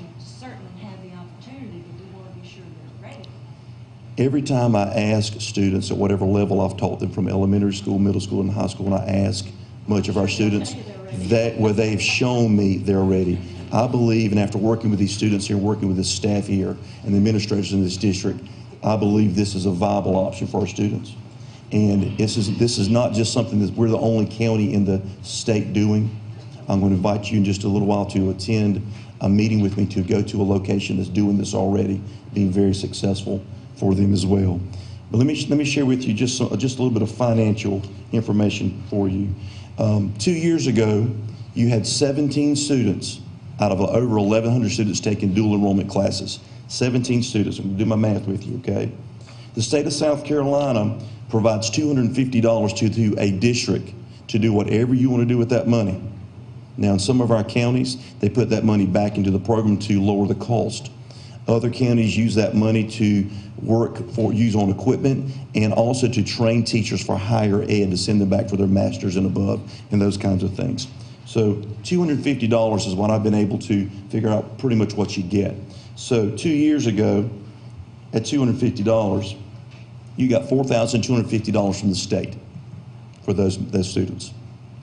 At this point right now, with your 80 students, and it has to be unduplicated, you only get it once a year. So if the student takes one class, whether it's at the high school, whether they're in the high school and they go onto a campus somewhere online, it's an unduplicated number. So you have to get that there. So with the 80 students unduplicated in your Young Scholars Program that will be there this spring, plus I don't know what your numbers are right off the top of my head, but let's just say there are 30 students taking biology classes, English classes, and those numbers. So that's plus 30. That takes you to 110 times 250. That takes you to $27,500. Okay, that's coming into your district to whatever y'all decide, okay? Take the number again, and if we take the entire Kate wing, I'm going to give you a very realistic number. Let's say there's 250 students unduplicated taking Kate classes now that will come out to our school, plus the 80 students that are currently in your Young Scholars Program. They will return again next year. That gives you 330, I believe, is what I've got, okay? And then let's say there's another 30 students that take classes, Englishes, maths, biologies. That's 360 students now. Remember, 2 years ago, you only had 17. We're now talking 360 students, 90% of which probably come from homes with little to no college background, based on the information that I have, times 250. You're now looking at $90,360 coming into this district. Dr. Bunch? Yes, sir. You said $90,000 come to the district. Yes, sir. How much money have you looked at then and figured out what it would cost the district? Okay, that's a great question. I'm going to come to that in just a minute. That's part of the sale, sir. You got to build up the emotion, okay? It's coming. It's coming. Yeah, I know. It's coming, all right?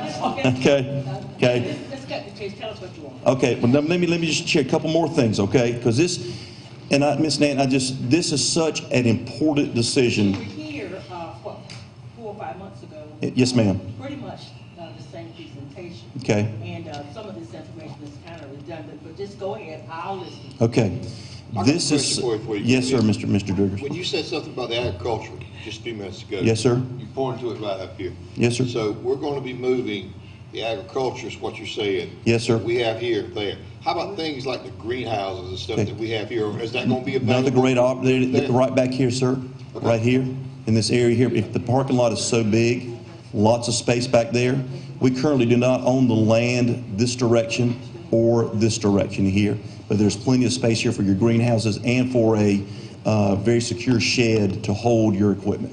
That was my next yes, question, because I know we do a lot of things with the future farmers, with the tractors and yes, different sir. things of that nature. So all of that's going to be available too. Yes, sir. It's everything is there. Met with Mr. Black early in the year, and that was one of his requests that if we move some, we move all. Okay. So, all right. So moving forward here, I want to show you what we have already invested into this site already. We start talking about money already.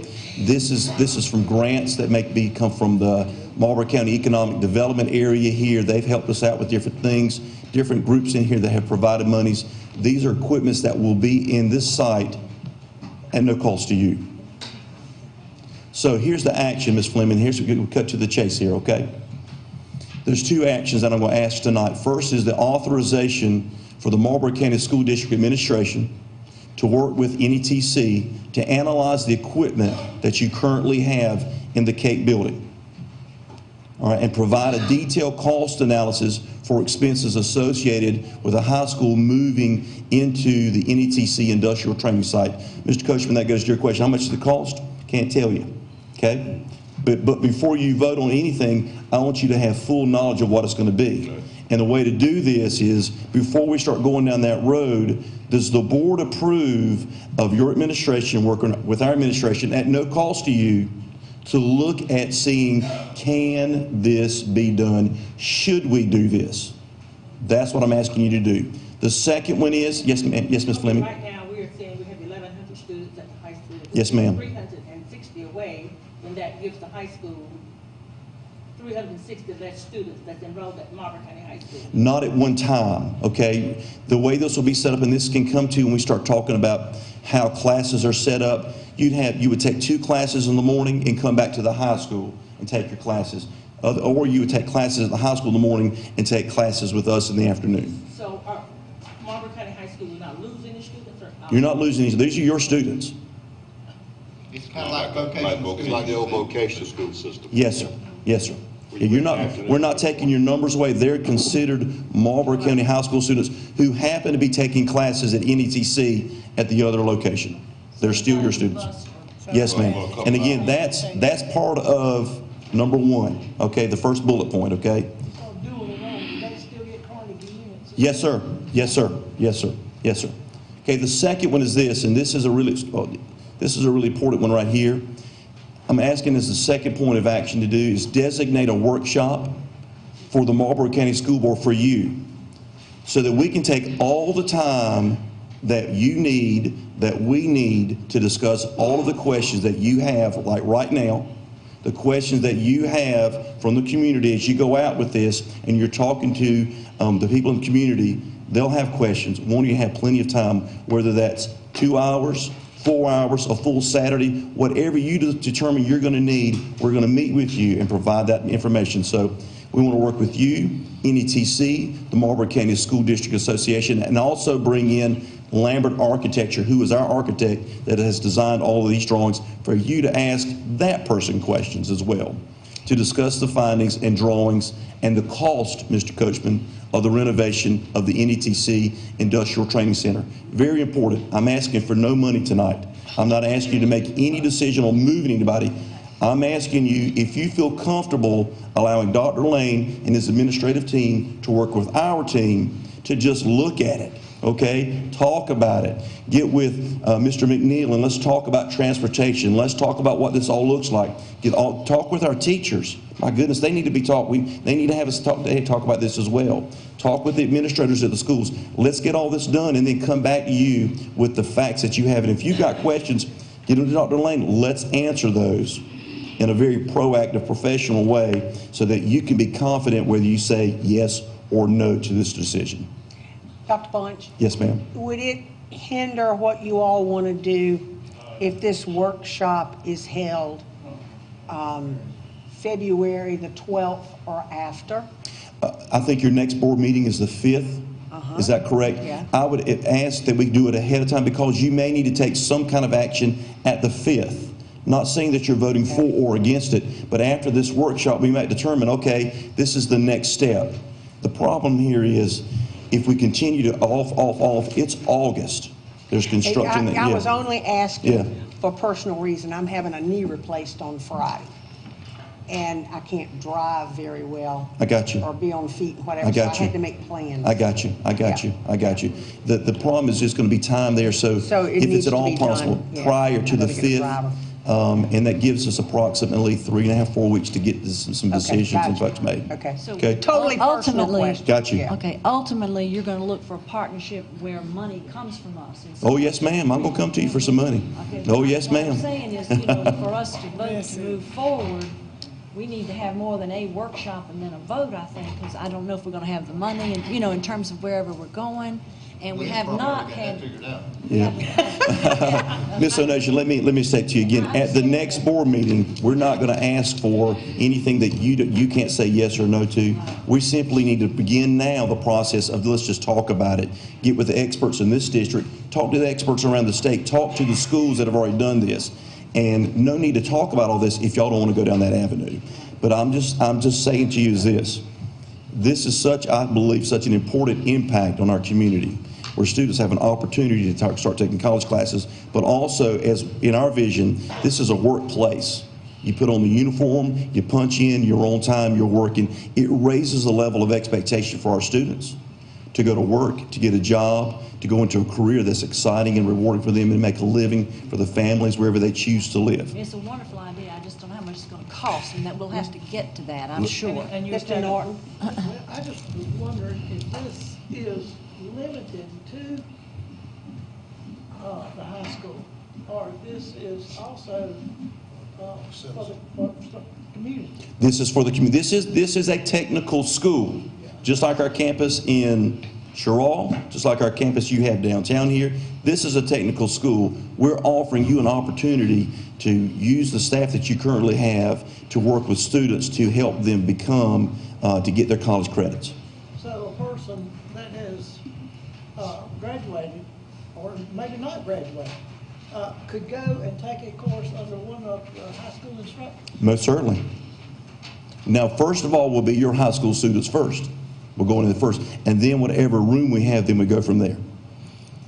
I was already going to ask this meeting, I talked to Dr. Lane about it. I was concerned about what's happened to the culinary, or not happened to the culinary arts program. So I already wanted to look into where the equipment is, what it is, and how we can improve that. So this is part of that. Yes, ma'am. Yes, ma'am. Yeah. So is it my understanding that what you are definitely shooting for would be August? Yes, sir. August, you would want it in place. Yes, sir. Where the kids from here Yes, sir. could go. Yes, sir. That's where you're aiming for, okay? Yes, sir. Now, I'll go back to the bids that we had that I talked to you about. That's just for our side. We've done no bids on any of this. We've not gone there until we talk to you first. So the bids that you see are only for the phase one that I showed you for our side. Mr. Coachman had a question. No, I was just going to make a comment that, you know, we're trying to renovate our BIS now, or do some things there.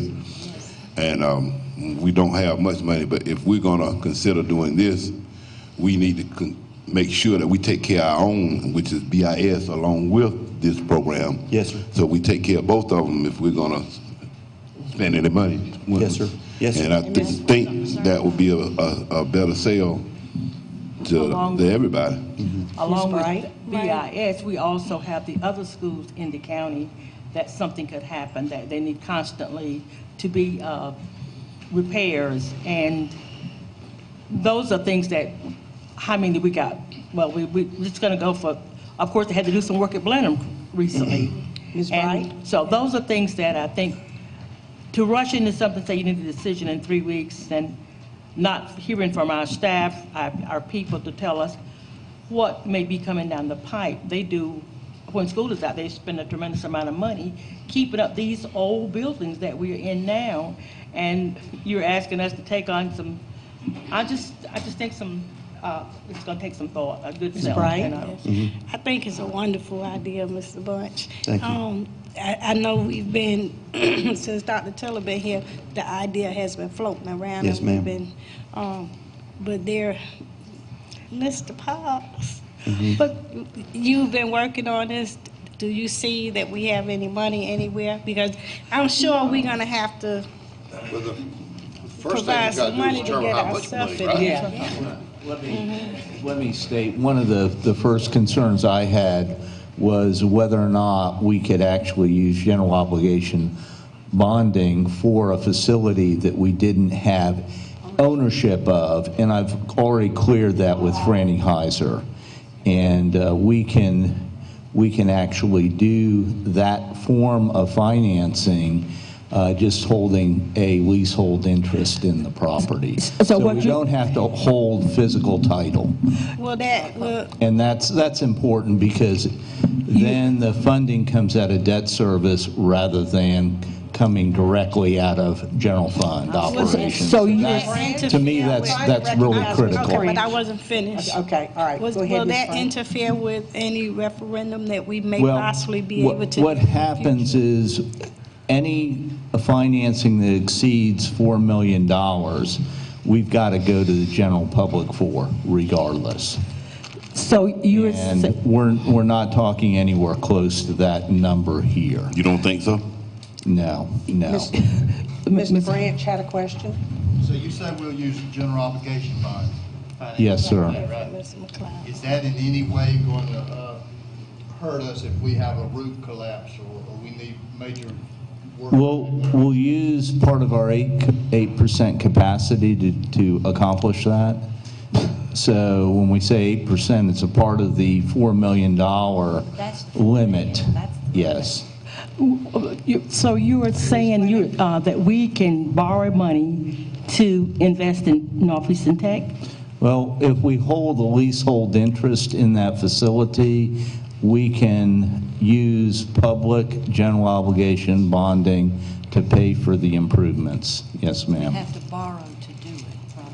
Yes, we would have to borrow it to not have a fiscal impact on the general budget. I agree with Ms. Bright. It sounds like a good idea, but I go back to whenever Northeastern Tech came to us about the facility up on Girard Street, and they drug that out a tremendous amount of time, and they pulled out.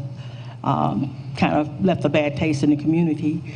But that happened, and now, of course, they got the other facility, and they're coming to this board and asking us again to, I just think it's going to take some, and you're going to tell us that we can borrow money to invest in tech. Great idea, but as we say all the time, the tax base here is very low. Certainly. And we can only borrow $4 million, and we have schools in this community that they need marquees. Well, they need improvements. Simple improvements, and just not necessarily improvement, just plain upkeep just to keep them functional, because they are old.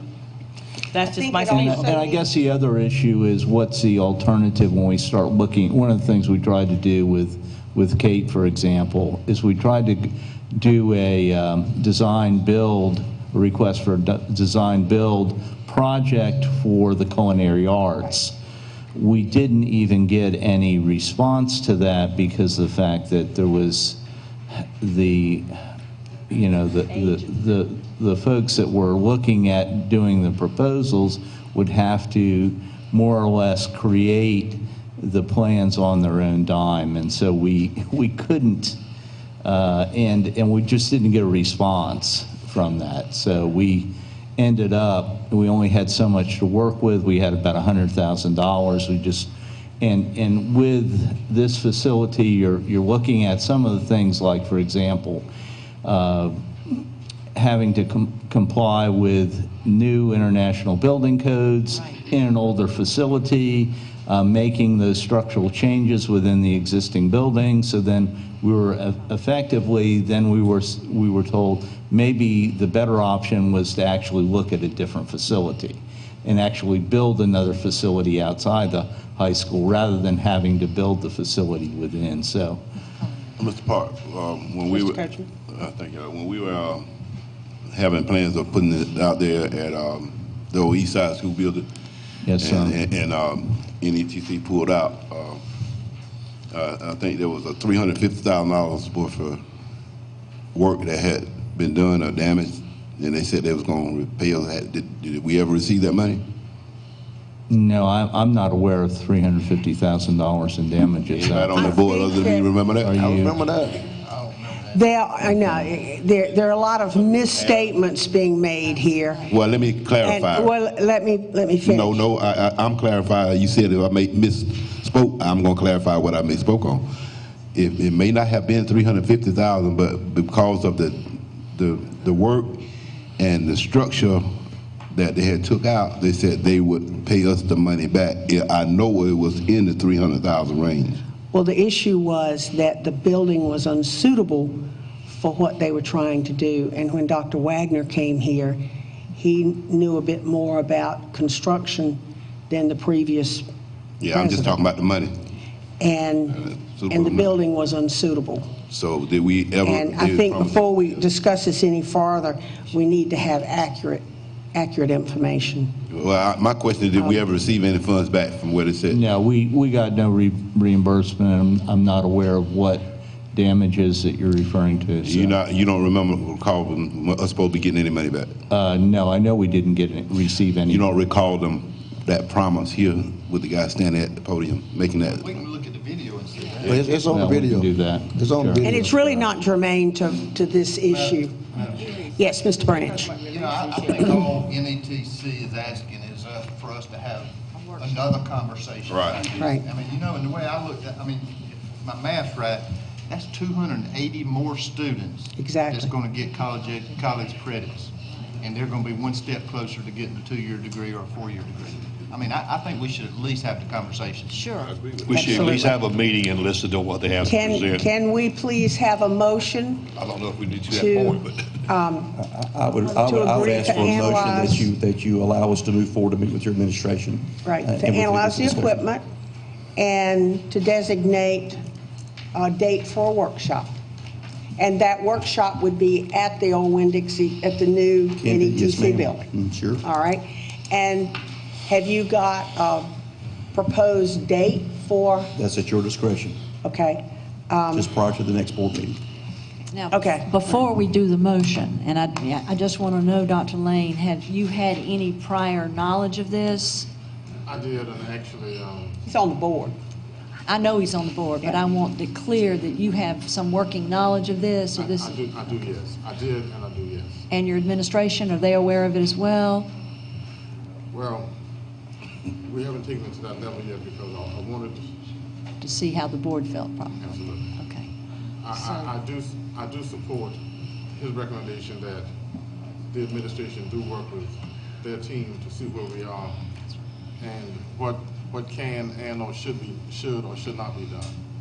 I think the idea, the concept has tremendous merit. I really believe that if you were to survey the state of South Carolina, you'll see that other districts have already moved into dual credit and helping the young people acquire college credit as well as high school diplomas, and they're being very successful. Right. So I would really like to see Marlboro County at least explore the opportunity. We may decide, you may decide that this is not what we want to do, but I think we owe it to ourselves and we really owe it to our students to at least examine the merits. I agree. I don't think that's the issue. I think most of us is just wondering where the money going to come from.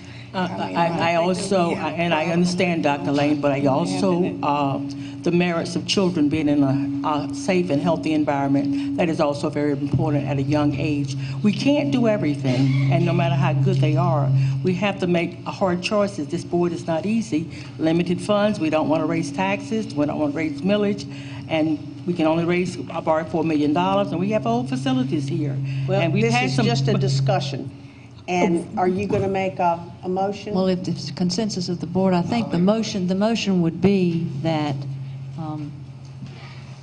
Dr. Bunch and whoever else you designate from NETC approach the administration and discuss with them to analyze the equipment, provide a detailed cost analysis for expenses associated with the high school moving the NETC Industrial Training Center. First step. Second part of the motion would be once they have done that and given us something in writing, that we then have a discussion at a workshop after the 12th, if you're going to be out of pocket till then. Well, no, it'll have to be before then. Heck, I'll come on Okay. Walker. I don't care. I'll get there. Does that give you enough time I to just do what you wanted to need know do? if I had any Okay. leeway. Okay. No leeway, I'll suck it up. All right, we'll have a Okay. workshop then prior to the February 5th meeting to receive that information. And I personally, I won't put this in the motion, but I think we need some idea of the cost if we know that, so that we can make an educated decision. I'll just say that as part of discussion. Yeah. So that we can make an whether it's this year or the following Yes, year. ma'am. And I just want to reiterate that BIS has, in my opinion, has got to come first. But I also want to say we have problems here at the high school, many, with repairs, and that's been brought to our attention by teachers. So this looks like a possible scenario that would help us there. So Okay, getting but- back to the motion so Yeah. we can get a second, we are making the motion to analyze the equipment, to have the staff analyze the equipment, and then we will work out a workshop date. Dr. Lane and I will work on that to get a consensus with everybody, because it'll be during the day, and so that'll take a little work. And is there a second to this motion? Second. Any other discussion? Without further discussion, all in favor, raise your right hand. All right, and I'll call the names out. And Mr. Coachman is voting in favor, Mr. Branch, Ms. Bright, Mr. Driggers, I am, Mr. Norton, and Ms. Owenation, all opposed? Abstain. Okay, and Mr. Woods and Ms. Fleming are abstaining. The motion is carried. Okay. One Thank final you very slide. much. One final slide, Madam Right. Chairman. This is the invitation to you, and I held this one because I want to see how you're going to vote. Okay, and thank you for that vote and for us to move forward. I would like to invite the board members, all of you, this Friday at 8:30, to tour our new industrial center as it stands right now.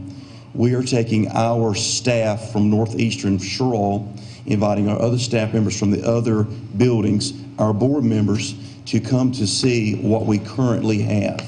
I would like for you to come out. This is a great opportunity if you are concerned, and I hope that everyone has some concerns. You should. It's a big step. That you can come out and we can answer some of those questions for you. We can show you the vision, and give you assurances for where we want to go. That's the first invitation. The following Friday, I would like to invite all of you, or Dr. Lane, if you'd like to ask for volunteers from your board here, from your administrative team, those that attend on Friday, whoever, how you want to do this, to go with us to Sumter, South Carolina. We want to show you what we want to build. We want to show you what the children of Marlboro County actually deserve. We want to show you the building that our staff and our administrators deserve to teach in. They took an old Walmart, just like we have the Winn-Dixie, and created a 21st century state-of-the-art building that I would love all of you to see. So rather than saying, how can we do this? No, excuse me. Why do we do this? To how can we do this? That's what I want us to talk about. Not why, but how. That's going to be the following Friday. Dr. Lane, they can ride with us if you want to take your buses. We're going to take you to 3 locations. We're going to take you to the Industrial or the Manufacturing Technology Center. We're going to take you to the Health Sciences Center that they've built, and also, very importantly, the F.E. DuBose campus, which is currently a technical school with high school students in it. I'm going to show you a program, talk to a program manager that's actually doing it. You can talk about money, you can talk about curriculum, you can actually see the students in all their uniforms and watch these students leave a high school and come into a technology center and become the young men and women I know they can be. So Would you that do me a invitation is there. favor? Yes, ma'am. While you're there, I'm going to give you my cell phone number. Would you snap some pictures and... I'll FaceTime with you. No, we'll FaceTime. Okay. Oh, no, get somewhere where there's internet. I want Okay. you to see it for Good yourself. deal. Okay? All right, I don't want to miss it, but I know I will. Thank you. So, All right. Dr. Lane, if you'll let me know what the plans are for this Friday, and for next Friday, we certainly will make arrangements.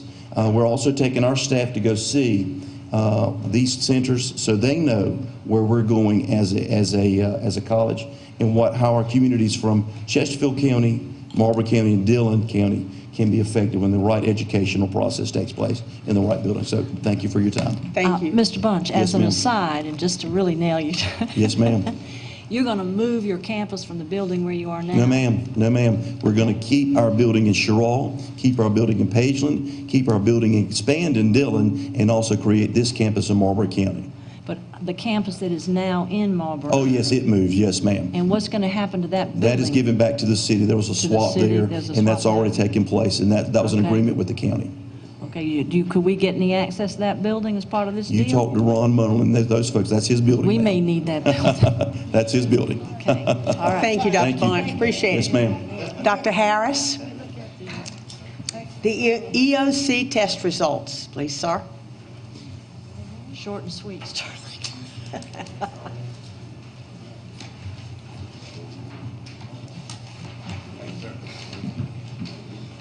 We're doing good on time. Thank you. I know exactly what you Thank you.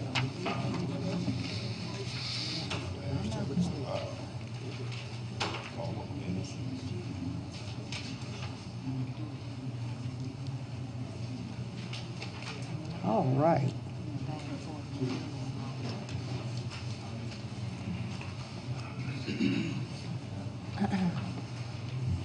Good evening, Madam Chairwoman and members of the board. This is just for information only.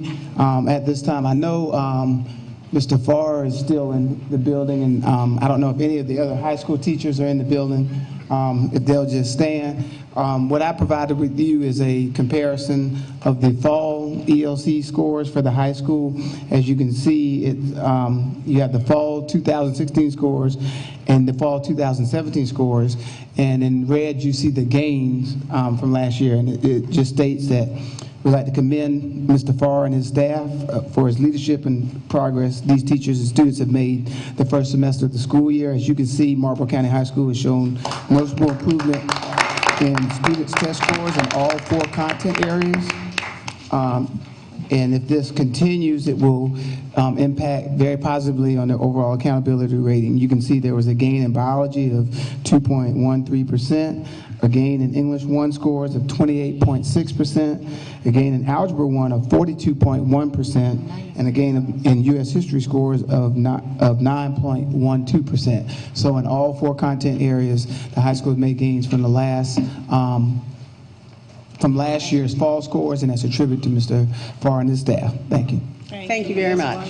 And Dr. Harris, before you take your for the seat. work you've done with them too, and to you too. Yes, and what I'd like to ask you to do, Dr. Harris, because there was a request about some of the kind of things that's happening in the schools pre-K through 12th grade to improve student achievement. And this is clearly an indication of some of the work that's taking place.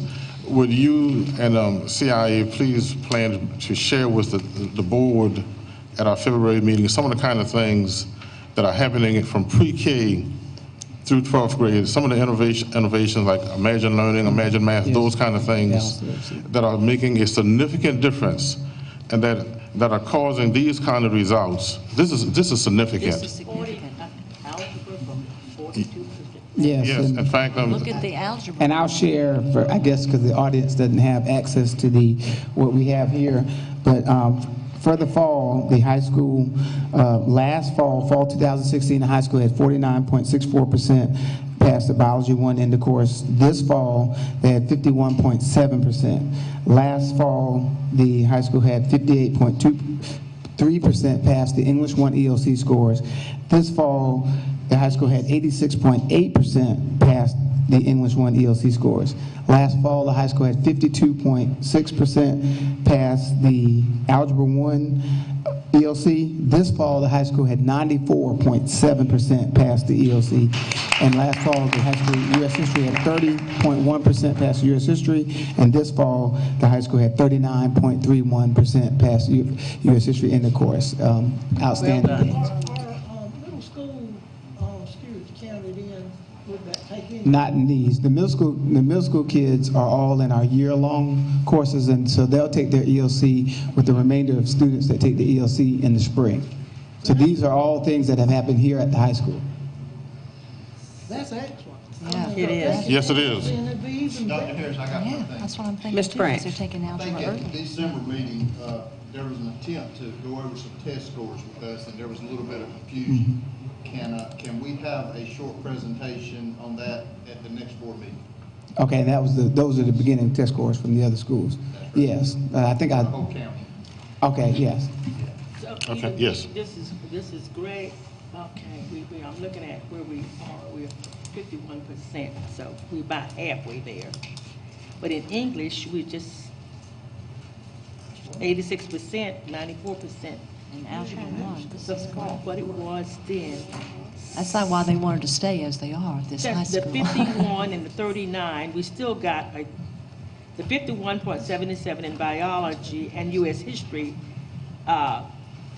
There was a gain, which is good, but we still have a lot of work to do there in those areas. Am I looking at it correctly? Yeah, we have a ways to go in our U.S. history, but about 3 years ago, we were at 26% 15%, so I remember. Right before that was 15%. We kind of have to walk before we run, and so any run or walk in the positive direction. I think when I is helping us. I looked at it, I just saw they're great scores, but there's still some work. We still Yes, got ma'am. to work. Because we're just Well, by George, I like them. Yeah. I just flat out like them, and I think it was a really good deal. No, when you're U.S. history and you're only 39% of your students I think pass, they're all better. I think they can do better, and we were looking for better. Thank you, Dr. Harris. Mr. Park, financial report as of November 28, 2017.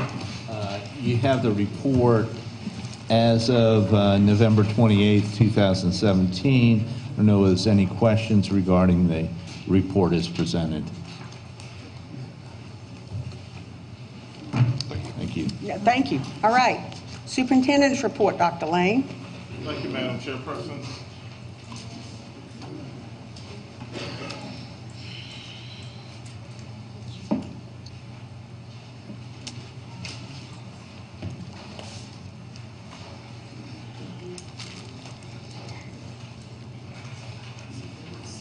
Madam Chairperson, members of the board, I have here both a letter and a certificate from the South Carolina School Boards Association, and they are congratulating Mrs.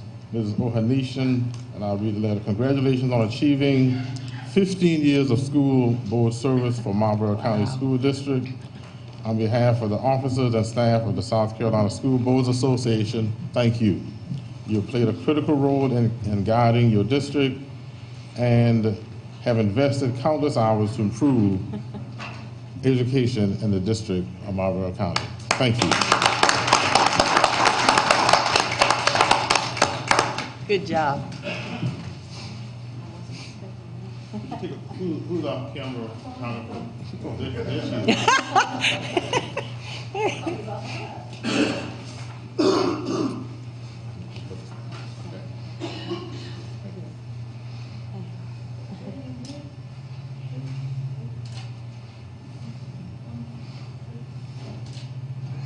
Thank you.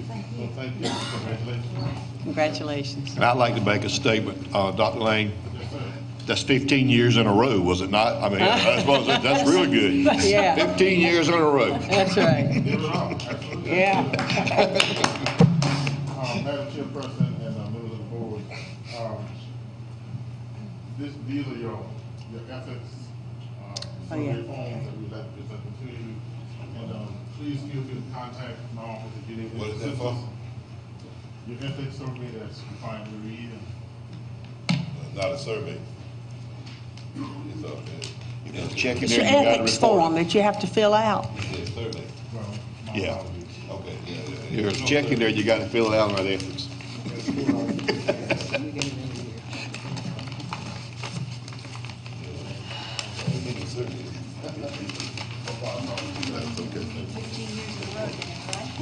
Ladies and gentlemen, January is School Board Members Appreciation Month, and we thank God for all of you, and we thank God for the work that you do. And to help demonstrate our thanks and appreciation to you, Ms. Connie Anderson will come and represent the school district office, and each principal and/or their designee will come forward and represent their respective schools. Ms. Anderson. Gosh.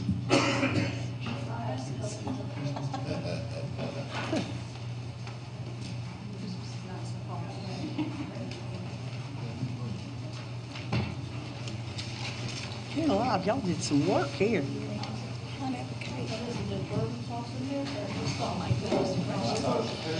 You say bourbon's in there. Oh, she said bourbon. What is it? It's got a thing here. Oh, she said it was bourbon. Wow.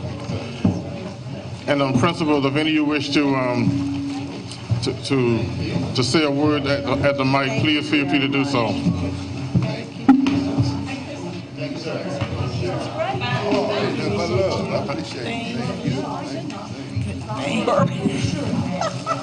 Surely it is. Surely it is bourbon.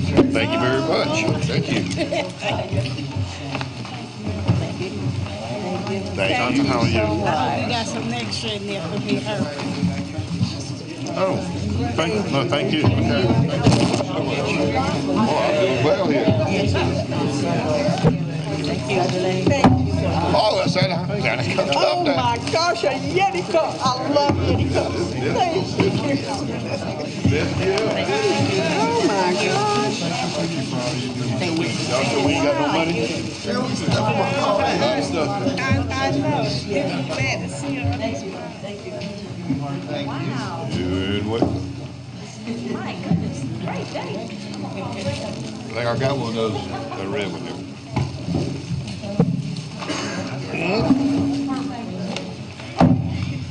What I got in there?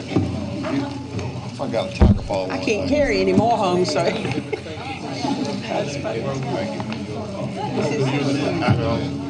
It's all we'll say to you and the board members. Thank you. If you'll put a long hours in and you work hard. Thank you. Thank you so much. Thank you. This show is this. And thank you. Thank you very much. Okay. Well, thank you. Oh, that's the money there, right? Okay. Thank you very much. Hey. Congratulations on the scores. That's wonderful. This was so sweet of y'all. It's okay. Awesome. You did not.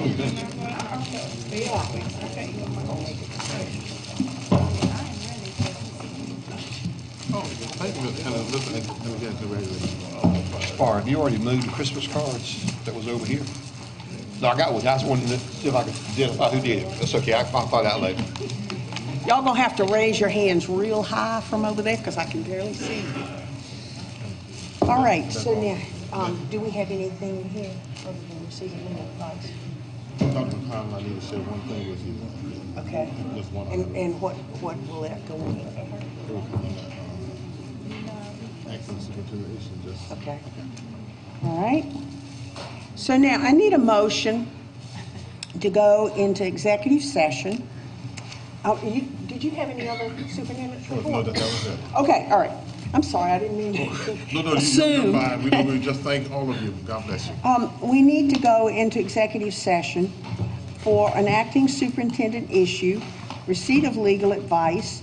Are there any personnel issues, Dr. Cobb? Yes. Resignation. Okay. All right. So resignations and what'd you say? Recommendations? Okay. Well, Ms. O'Nation, would you make a motion for that? So moved, Madam Clerk. You want to make a full motion? I move to go into executive session Yes. to discuss personnel matters, contractual matters, new hires, Receipt of legal advice. resignations, the seeking receipt of legal advice, acting superintendent's issues. I don't know if we have high school petitions, but I'll include that in there. No petitions. No petitions. All right. Is there a second? Second. All right. All in favor, please raise your hands really high so I can see them. All right. And all in favor? Mr. Coachman, how are you voting? Okay. I think it's unanimous, and the motion's carried. And we are in executive session.